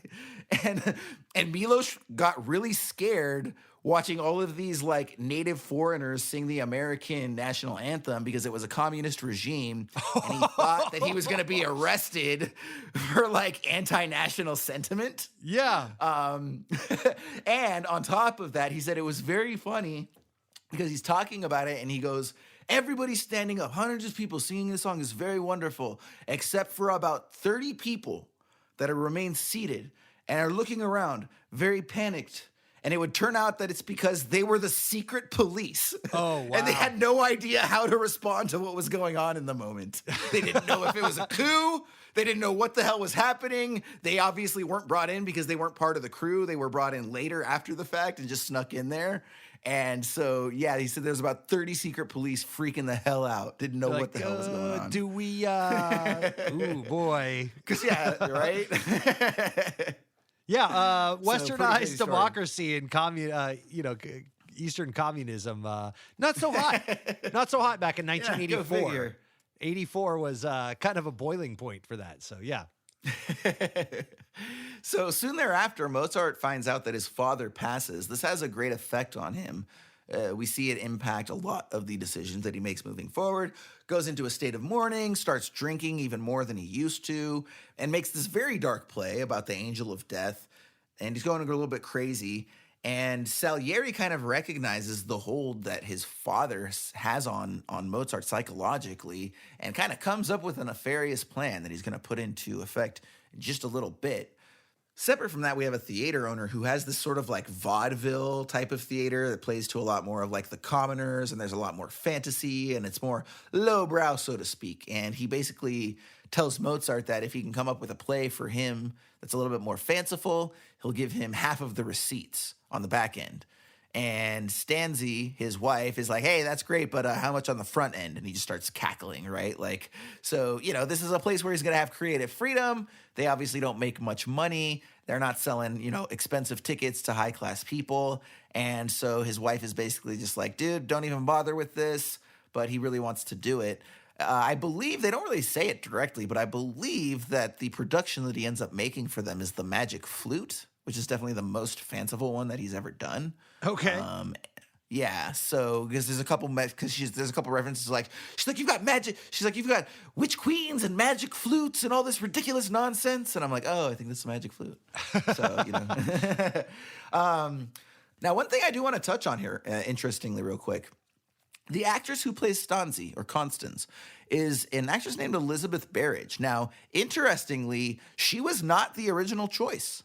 The original choice was an actress by the name of Meg Tilly. And it just so happened that, yeah, exactly. And it just so happened that, also, let me back up. There was a very interesting thing where they had actually secured locations to shoot this film in. And for whatever reason, the entire year that they had blocked out to like shoot whenever the weather called for it, there was no snow whatsoever. It was like the 1 year that they didn't have any snow here, despite the fact that they always had snow here. And so they would kind of just be sort of like on call waiting for when the season would pick up, at which point, okay, cool, everybody get over there. We're going to shoot. We've got snow. And so apparently this happened and they called Meg Tilly and she's like, hey, turns out 3 days ago I was playing soccer and tore my ligaments in my leg. Sorry about that. Oh, and they're like, oh, well, we're shooting in 3 days. Can you walk in 3 days? No, the doctor says about 5 weeks. Well, sorry to tell you, you're no longer Stanzi. Thank you very much. Hope the soccer game was fun. And so they basically go out and they're like, shit, dude, what are we going to do? We have to find a new actress in like 3 to 5 days. And apparently they just called everyone they knew. And like the next day they had like 40 actresses out there, 50 actresses trying out for this part of Stanzi. And it came down to 2 actresses, one of whom was Elizabeth Berridge, and another is who is not Elizabeth Berridge. And so it came down to the 2 of them, and Milos couldn't decide, and he basically had both of them come back for the next 3 to 5 days. And then finally everyone was like, Milos, like, you have to make a decision. And he was like, okay, well, I'll tell you what. So Mozart's wife, the real Mozart's wife, was a landlady's daughter. Okay, she was not high royalty, which means she was probably on the side of a little less attractive than a little more attractive. Elizabeth, you're a little bit less attractive than the other actress. We're going with you. You said Meg Tilly. I was thinking about her sister, Jennifer Tilly. Oh, that would have been something, but no. Yeah, absolutely. Yeah. She's also a lot of fun as like, the voice of like Miss Chucky and all of that. So good. Yes. Yeah, but yeah, so no, her sister Meg. And yeah, so they ended up going with Miss Elizabeth Berridge, which Ryan, I was actually talking to my wife earlier about this day. Like, part of doing the research for these things, like these random connections will come up from just looking at this. So, I'm looking into Elizabeth Berridge, just read a quick IMDb. Oh, wow, she hasn't done a single thing I've ever heard of outside of this film, except for Hidalgo, which I know because it was a huge flop. But right there in the facts, next to spouse, for 20 years, it turns out she has been married to one Kevin Corrigan. Would you believe that? Yes, the 3-point continues. So shortly after that, Ryan, we've got Salieri arriving at Mozart's house, and he's wearing the same black cape and double-sided mask that his father was wearing earlier, which obviously instills a sense of intimidation into Mozart, who's a little loopy on account of the drinking and not doing so hot. And he hires him to write a requiem because he knows that ultimately it's going to basically drive Mozart mad. And he's basically trying to come up with some way to kill Mozart without killing Mozart, right? Without doing anything that he might be thrown away for. And so he comes up with this scheme. And he's going to basically just drive him mad and kill him that way. And so Mozart begins to work on this requiem, and it just gets him in worse and worse shape. But we've also got this vaudeville owner who's getting impatient for, like I said, what I believe ends up being the magic flute.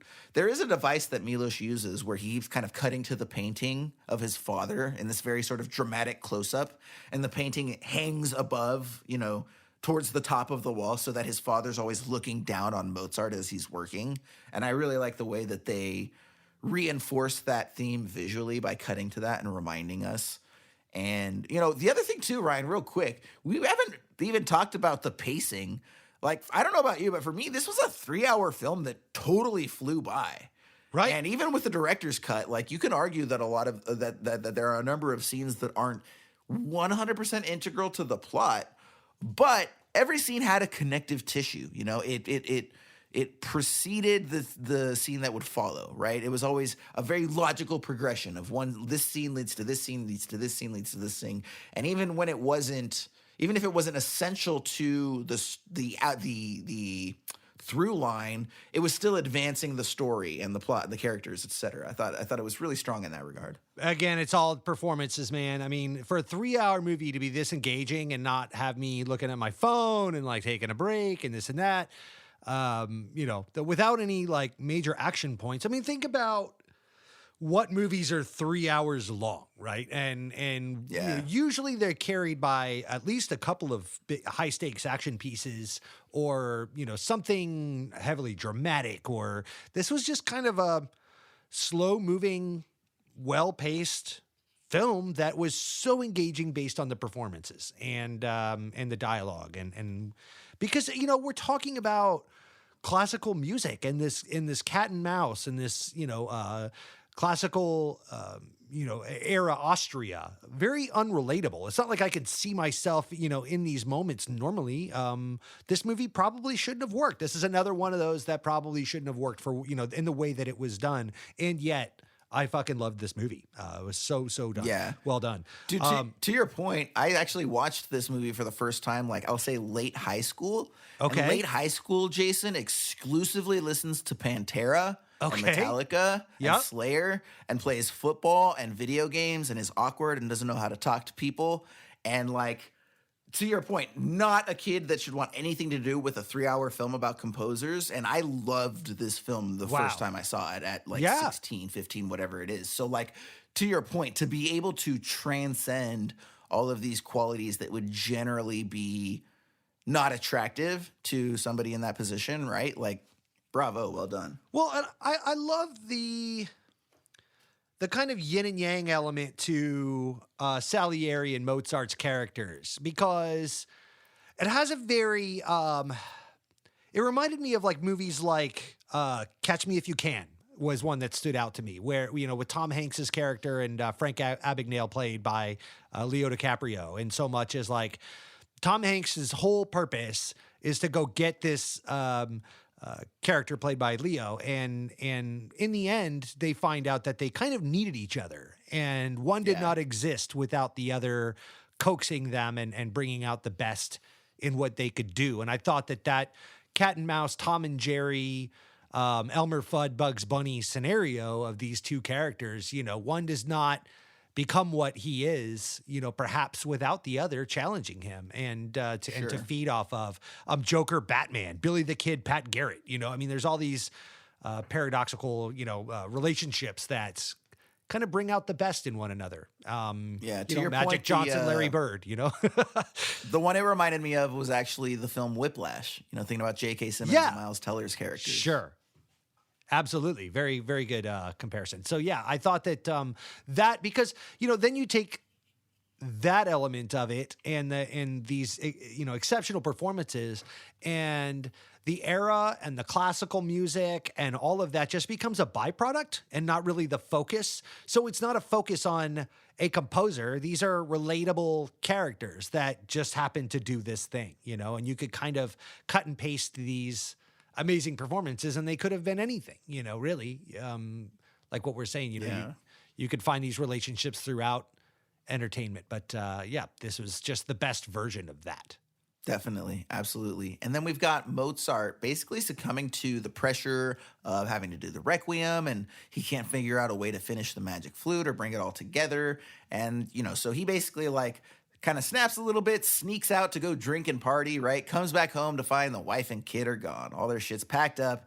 Tired of your crap, Mozart. We're getting the hell out of here.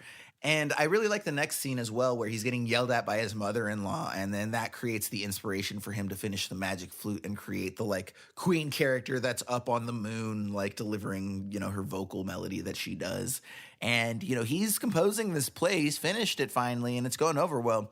But he's in bad shape. He's all sweaty, can barely stand, and he ends up passing out during the performance, at which point Salieri takes him home, and we sort of set up the climax of the film, again, similar to what we're talking about, where they sort of have to come together a little bit, so to speak, even if it's ultimately, they're having different approaches, right? Like Mozart thinks Salieri is genuinely helping him. Salieri knows that he's ultimately killing him. And so, and yeah, and you know, to your point, Ryan, like there's a lot of very interesting details that kind of Milos Forman brought out in this film. So one of the things, you know, he's kind of big, and I believe it's kind of, you know, plays into everything that you've been talking about. He's very big on like subtle details, not calling attention to things, right? So he's kind of one of these things who's like, you know what, we're going to do this the way it would really do, and this is going to be going on in the background. We're not going to call attention to it, but the audience's subconscious mind will be noticing this, right?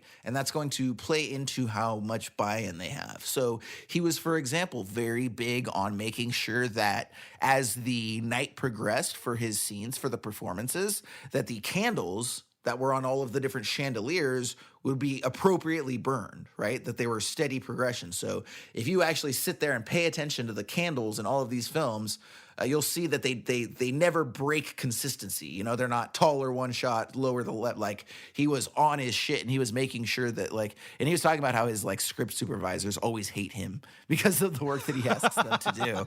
And another example of this is that with the priest character. So they shot that whole thing with old Salieri and the priest over like 9 days or something like that. And if you pay attention over the course of the film, he once again challenged his script supervisor to make sure that the priest's beard subtly grows over the course of the entire film. So he like walks in more or less clean shaven at the beginning, and by the end he's got like a 5 o'clock shadow, and it's just a very consistent progression throughout the entire film of that. Interesting. And he's like, nobody notices these things, but I do them because I feel like they do notice them. It's just on a subconscious level. Love it. Yeah. Total rock star, dude. Total rock star. And then we've got, you know, again, the final scene. It's Salieri is tending to Mozart. You know, the actors do come by from the production to check on him, and as well as deliver the money from the house, but Salieri collects it and is able to say that it was the man in black, and he's going to give him on top of this, he's going to give him a huge bonus of like another 100 whatevers of the currency at the time if he can finish the Requiem in 24 hours, even though he knows it's going to kill him. And, you know, Salieri convinces Mozart to, you know, say yes, and then Mozart asks if Salieri will dictate the music to him that he will write, and Salieri agrees. And, you know, we get a really wonderful, wonderful final scene where, you know, the way that like Milos introduces the notes individually as Mozart's sort of playing them out.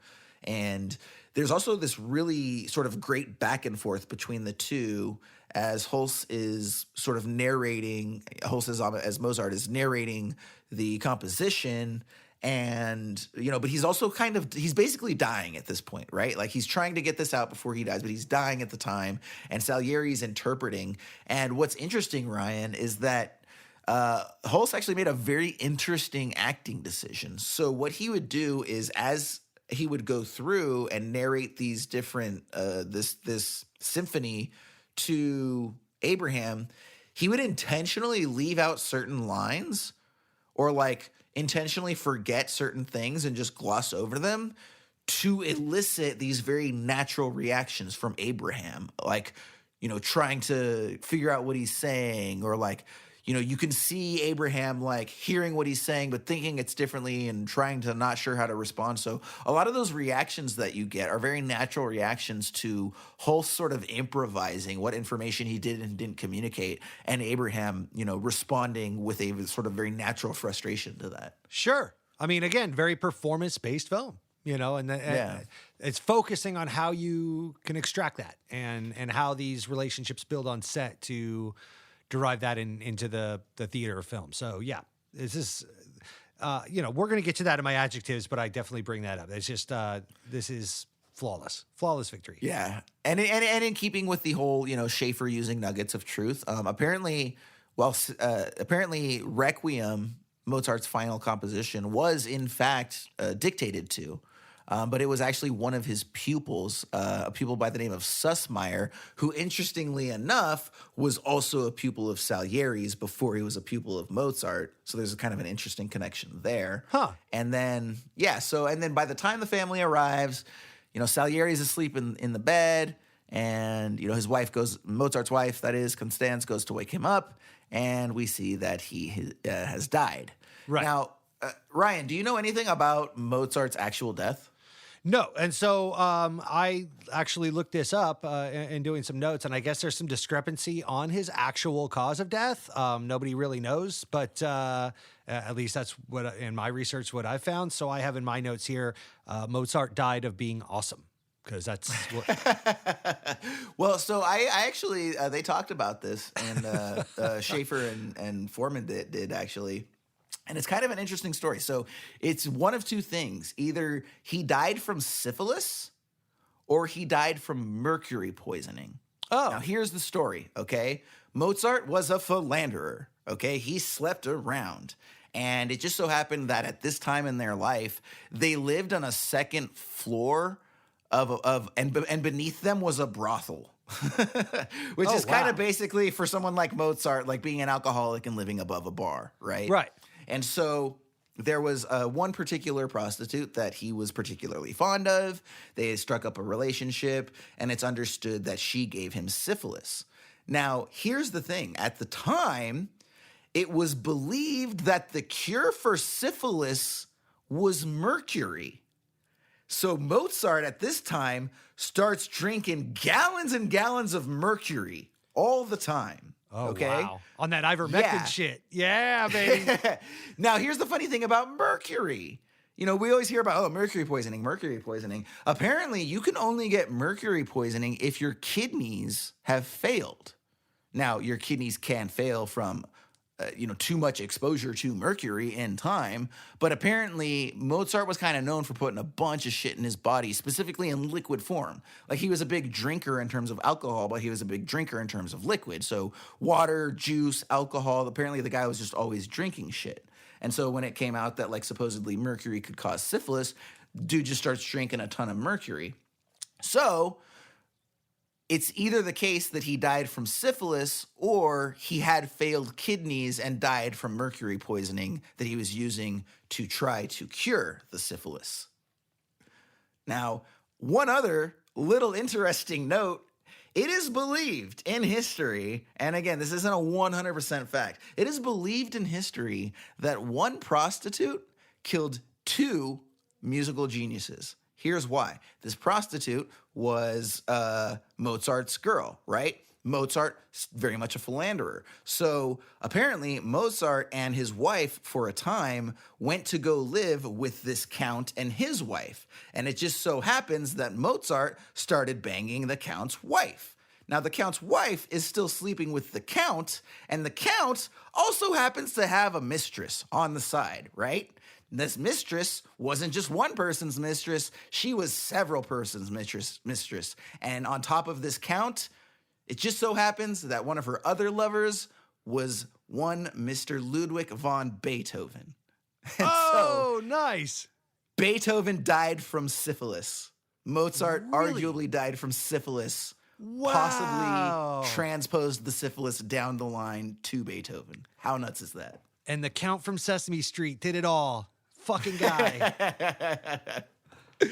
So yeah, again, a little bit of controversy to that story, but very, very possible that that happened there. Real quick, for the listeners, if you're out there like me and you're like, what even is syphilis anyway? And you're, inclined to Google said thing, don't. I just Googled syphilis, and it's a bad situation. Just yes, it's gross. It is not visually appealing. It is not an invisible disease. Let me save you all. It's there. Yeah. If you're listening on the way to work, I'm here to tell you it is way too early right now for you to be listening, looking up syphilis at 8 a.m. on your drive to don't do it. Put your phone down. Absolutely. And then, the film wraps up proper. We've got Mozart's body carried away in a carriage in the rain, and the body's dropped in a mass grave, which apparently, by the way, they used to do for like poorer citizens. They would actually have like rented caskets, and you would just like rent the casket, and then they drop the body off and then bring the casket around and throw another dead body in. And it was just like the rent casket when you couldn't afford an actual casket. Sure. Yeah. Like the cheap golf clubs at a community golf course. Or like the gross socks that they give you at the bowling alley. Oh yeah. That's a better. That's even better. or trying on shoes at the shoe stores. Yeah, oh, yeah. Get them the loaner socks. Or like But, the syphilis whore that you get at the that everybody's used that too, apparently. At the syphilis store. Yeah, you know. Yes. And then, of course, we get the final scene with Old Man Salieri.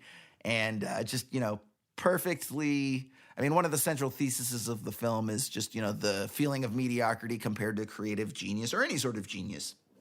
And I believe that's encapsulated in this final line where Salieri is whisked away from the priest. It's, time to go get his food or his treats or whatever it is. And he's whisked away, just leaves the priest there in silence, who doesn't even know how to respond after this entire story, right? And the exact line that he delivers is, he says, "I speak for all mediocrities in the world. I am their champion, their patron saint." And then is whisked away, and he absolves all of these, well, frankly, mentally ill people, which was kind of a weird way to end it, but I don't think he needed to absolve them as mediocrities. But either way, the whole, point is taken. He just felt like he was never what he wanted to be. He wanted to be Mr. King Dingling and everything that came along with it. And here was this Mozart cat that just constantly reminded him that he wasn't. And then the film is over, and that's Amadeus. Ta-da! Ta-da! Couple things real quick before we move on. In the party scene where we talked about earlier, that Amadeus is mocking Salieri and all that, he plays one of his pieces of music upside down under the piano. And I was curious if that wasn't some motivation for Rami Malek in Bohemian Rhapsody playing Freddie Mercury, because in that film they show him writing the bones of Bohemian Rhapsody upside down under the piano. Yeah. So I think that was just one of those showman things that people did when they were brilliant pianists, as they would, play it upside down or backwards or whatever. Had seen that film and not this one, and when I saw it, I was like, oh, hey, I wonder if that has anything to do with it. Yeah, totally, man. Well, I'll tell you what. Let's go ahead, as we do at the end of this film. We got a couple things to do before we go. First of which is 3 adjectives. Ryan, what you got? My first one is diesel engine. I was expecting more sports car when I saw this. I thought it was going to be about the lavish promiscuity, the rock star lifestyle of a Amadeus Mozart and his, wild promiscuity and all of that. But no, this was a slow moving, just well paced. I mean, in the same way that a diesel engine will get you 200,000, 300,000 miles, the sports car will go fast and furious for, 100,000 miles and start to shit out. This movie was meant to go a long time and keep you engaged the entire time. It was perfect. Next one is acting class. This is a master class in acting and performances, as we stated many times throughout this episode. Because that's what the first diesel engine is carried on. That's its gasoline, is just these performances.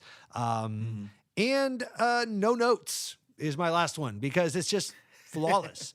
I do wish, if I could ask for something, I wish that it was a little more fun at times, because some of it is just so... It's that diesel engine, and you kind of do want a little Porsche in there sometimes. But yeah, man, I mean, this is Portrait of a Man on Fire. I know we did our version of it. It was a little different.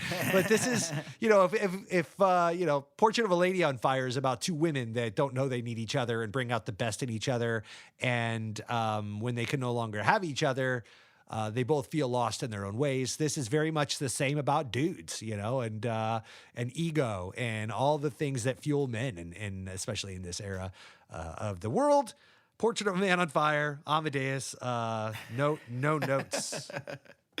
Which, by the way, if anyone listening is kind of new to the show and has not been around since the first season, what Ryan's referring to is a sketch that we did called Portrait of a Man on Fire that is absolutely ridiculous, and I still love to this day. It's like one of our more like meta sketches where we're just like, oh yeah, it takes place in the past, but then there's like a current day surfer that shows up, and it's just nonsense, but it's hilarious. It reminded me of like a Kids in the Hall sketch or something. They're all very much nonsense, but that is one of my faves, yes. All right, my 3 adjectives. First is lavish, right? This is just a beautiful production, from the costuming to the sets to the locations, these wonderful buildings, these grandiose concert halls, most of which were the actual concert halls that Mozart and these guys delivered these productions in. By the way, dude, we didn't even talk about this, but they made this movie for a budget of only $18 million. Which it just looks like more money on the screen. I adjusted for inflation, and that brings it up to $50 million today, which by today's standards is like peanuts. So, no, they did a great job there. And and it actually at the time it made close to $100 million, which was, I mean, films didn't make $100 million back then, so it was a huge hit. My other adjective is engaging. This is just a film, like I said, for a 3-hour film, I was into it every single second along the way. I never got bored, never tapped out, never wasn't interested. The one thing that I will say, the one thing that you could argue the film is pretty indulgent with is some of the performances in the final third of the film. I'm not talking about acting performances. I'm talking about the actual productions of the operas themselves, right? Yes. Like there's times where, they're just going through each production he made and they'll show 3 minutes of it. So, it's like half an hour of kind of watching productions when you kind of stack it all together probably, or 20 minutes, 15 minutes. So if anybody out there feels like, they were kind of indulgent with the level of productions and the amount that they showed, I would totally get that. I just so happened, I'm not an opera guy. I'm not even really a theater guy at all, but I really enjoyed the productions. I thought they were interesting. I really liked the parody one that they did with like the horse, and the sort of the one for like the commoners, the vaudeville one. That was a lot of fun. The Angel of Death was great. So a lot of these performances I could see maybe slowing down the film a little bit. But for someone who doesn't enjoy classical music or opera, I have to say I was quite engaged. And then the final adjective, my only hyphenated one, astonishingly acted. Again, top 10 performance of all time from F. Murray, probably top 5, and again, made only more impressive knowing that his default persona is Cocaine Cowboy circa 1983 Miami. So it's time to formalize this. Ryan, what is your grade rating? I'm giving this a straight ahead A. Nice. No arguments there. For me, I gotta go perfect, man. I gotta go full 5 out of 5. If it's not a flawless film, the handful of flaws that it does are very easily overcome. And interestingly enough, I actually would say, like, I wouldn't mind if they restored the theatrical cut. The one thing I will say is I think that a lot of the 20 minutes that made it into the director's cut, like, weren't really necessary. There was definitely the topless scene, which you argued, but that's really only a couple minutes. We can leave that one in. Maybe the scene where he gets the job and, with the dogs and everything, but we probably could have cut that out. So, I actually think, for as well as it played as a 3-hour film, like, for it to be 20 minutes shorter, it would just play that much quicker and leaner. And I wonder if it would even be that much of a better experience. But either way, still getting the full 5 out of 5 stars for the director's cut from old Jason here. Hey, just leave me the boobs, all right? You could take the other 18 minutes. Absolutely. Real quick, 2 things I learned. I never knew the cover art or poster art for this film. That was his father. Or supposed to be his dad looming over the whole bit in the black shroud with the big makes sense. helmet and all of that. When he embraced his son and was silhouetted by the light of the window, and he raises his arms to embrace his son coming up the stairs, his headpiece and the cape with the outstretched arms looking on was the cover art for this film. Also, I scoured the interwebs because I couldn't drop my fictitious theory that Falco's Rock Me Amadeus was inspired by the release of this film. In so much as Rock Me Amadeus came out in 85, this movie came out in 84. I'm like, who's making shit about Amadeus Mozart back to back? Like, of course you would watch this movie. It won 8 Oscars, for Christ's sake. So I did find, I think, 2 articles on websites I've never heard of, and God damn it, I'm sticking with it. They have supported my theory, and so it is true. Factual. Falco's Rock Me Amadeus, a direct lift from this movie. So for everyone listening, yes, without any evidence to actually verify this, we are saying 100% true. That's that. Absolutely. Yes. Just go with me on this. Trust me. No one's going to argue with you. Just say it at cocktail parties. it's 2022. We live in an era of alternative facts anyways. It doesn't have to be true. You just have to think it's true. That's enough for everybody. I do it on this show all the time. I just make shit up and no one has questioned me on it. We've given you email addresses. We've given you our private Instagram and Twitter accounts. Nobody's come at me except for the one thing I was right on, which is fucking Dale and Tucker versus Evil. And they came out of the woodwork for that one on their little high horse and soapboxes. Ugh. And Gross. for anyone listening, if you would like to pop out of the woodwork and reach out to us, we would definitely recommend you do that. You can do so at a number of different places. We have got the socials, Esoterica Cinema on Twitter and Instagram, also at gmail.com. You can go ahead and email us there. Ryan and I are available individually at the Ryan Siebold, Ryan_Siebold, and Jason Aberrant, 1B2Rs, respectively. And then, of course, we have the website, esotericacinema.com. Go there for updates and all sorts of information about the program, where else you can see myself and Ryan. And, of course, to download our master list that we pull from at the end of every single episode that we're going to go ahead and do right now. Yes. Using, of course, our random.org true number generator. It is my favorite parts of the day, my friend. It's when I get to see how my week is going to go.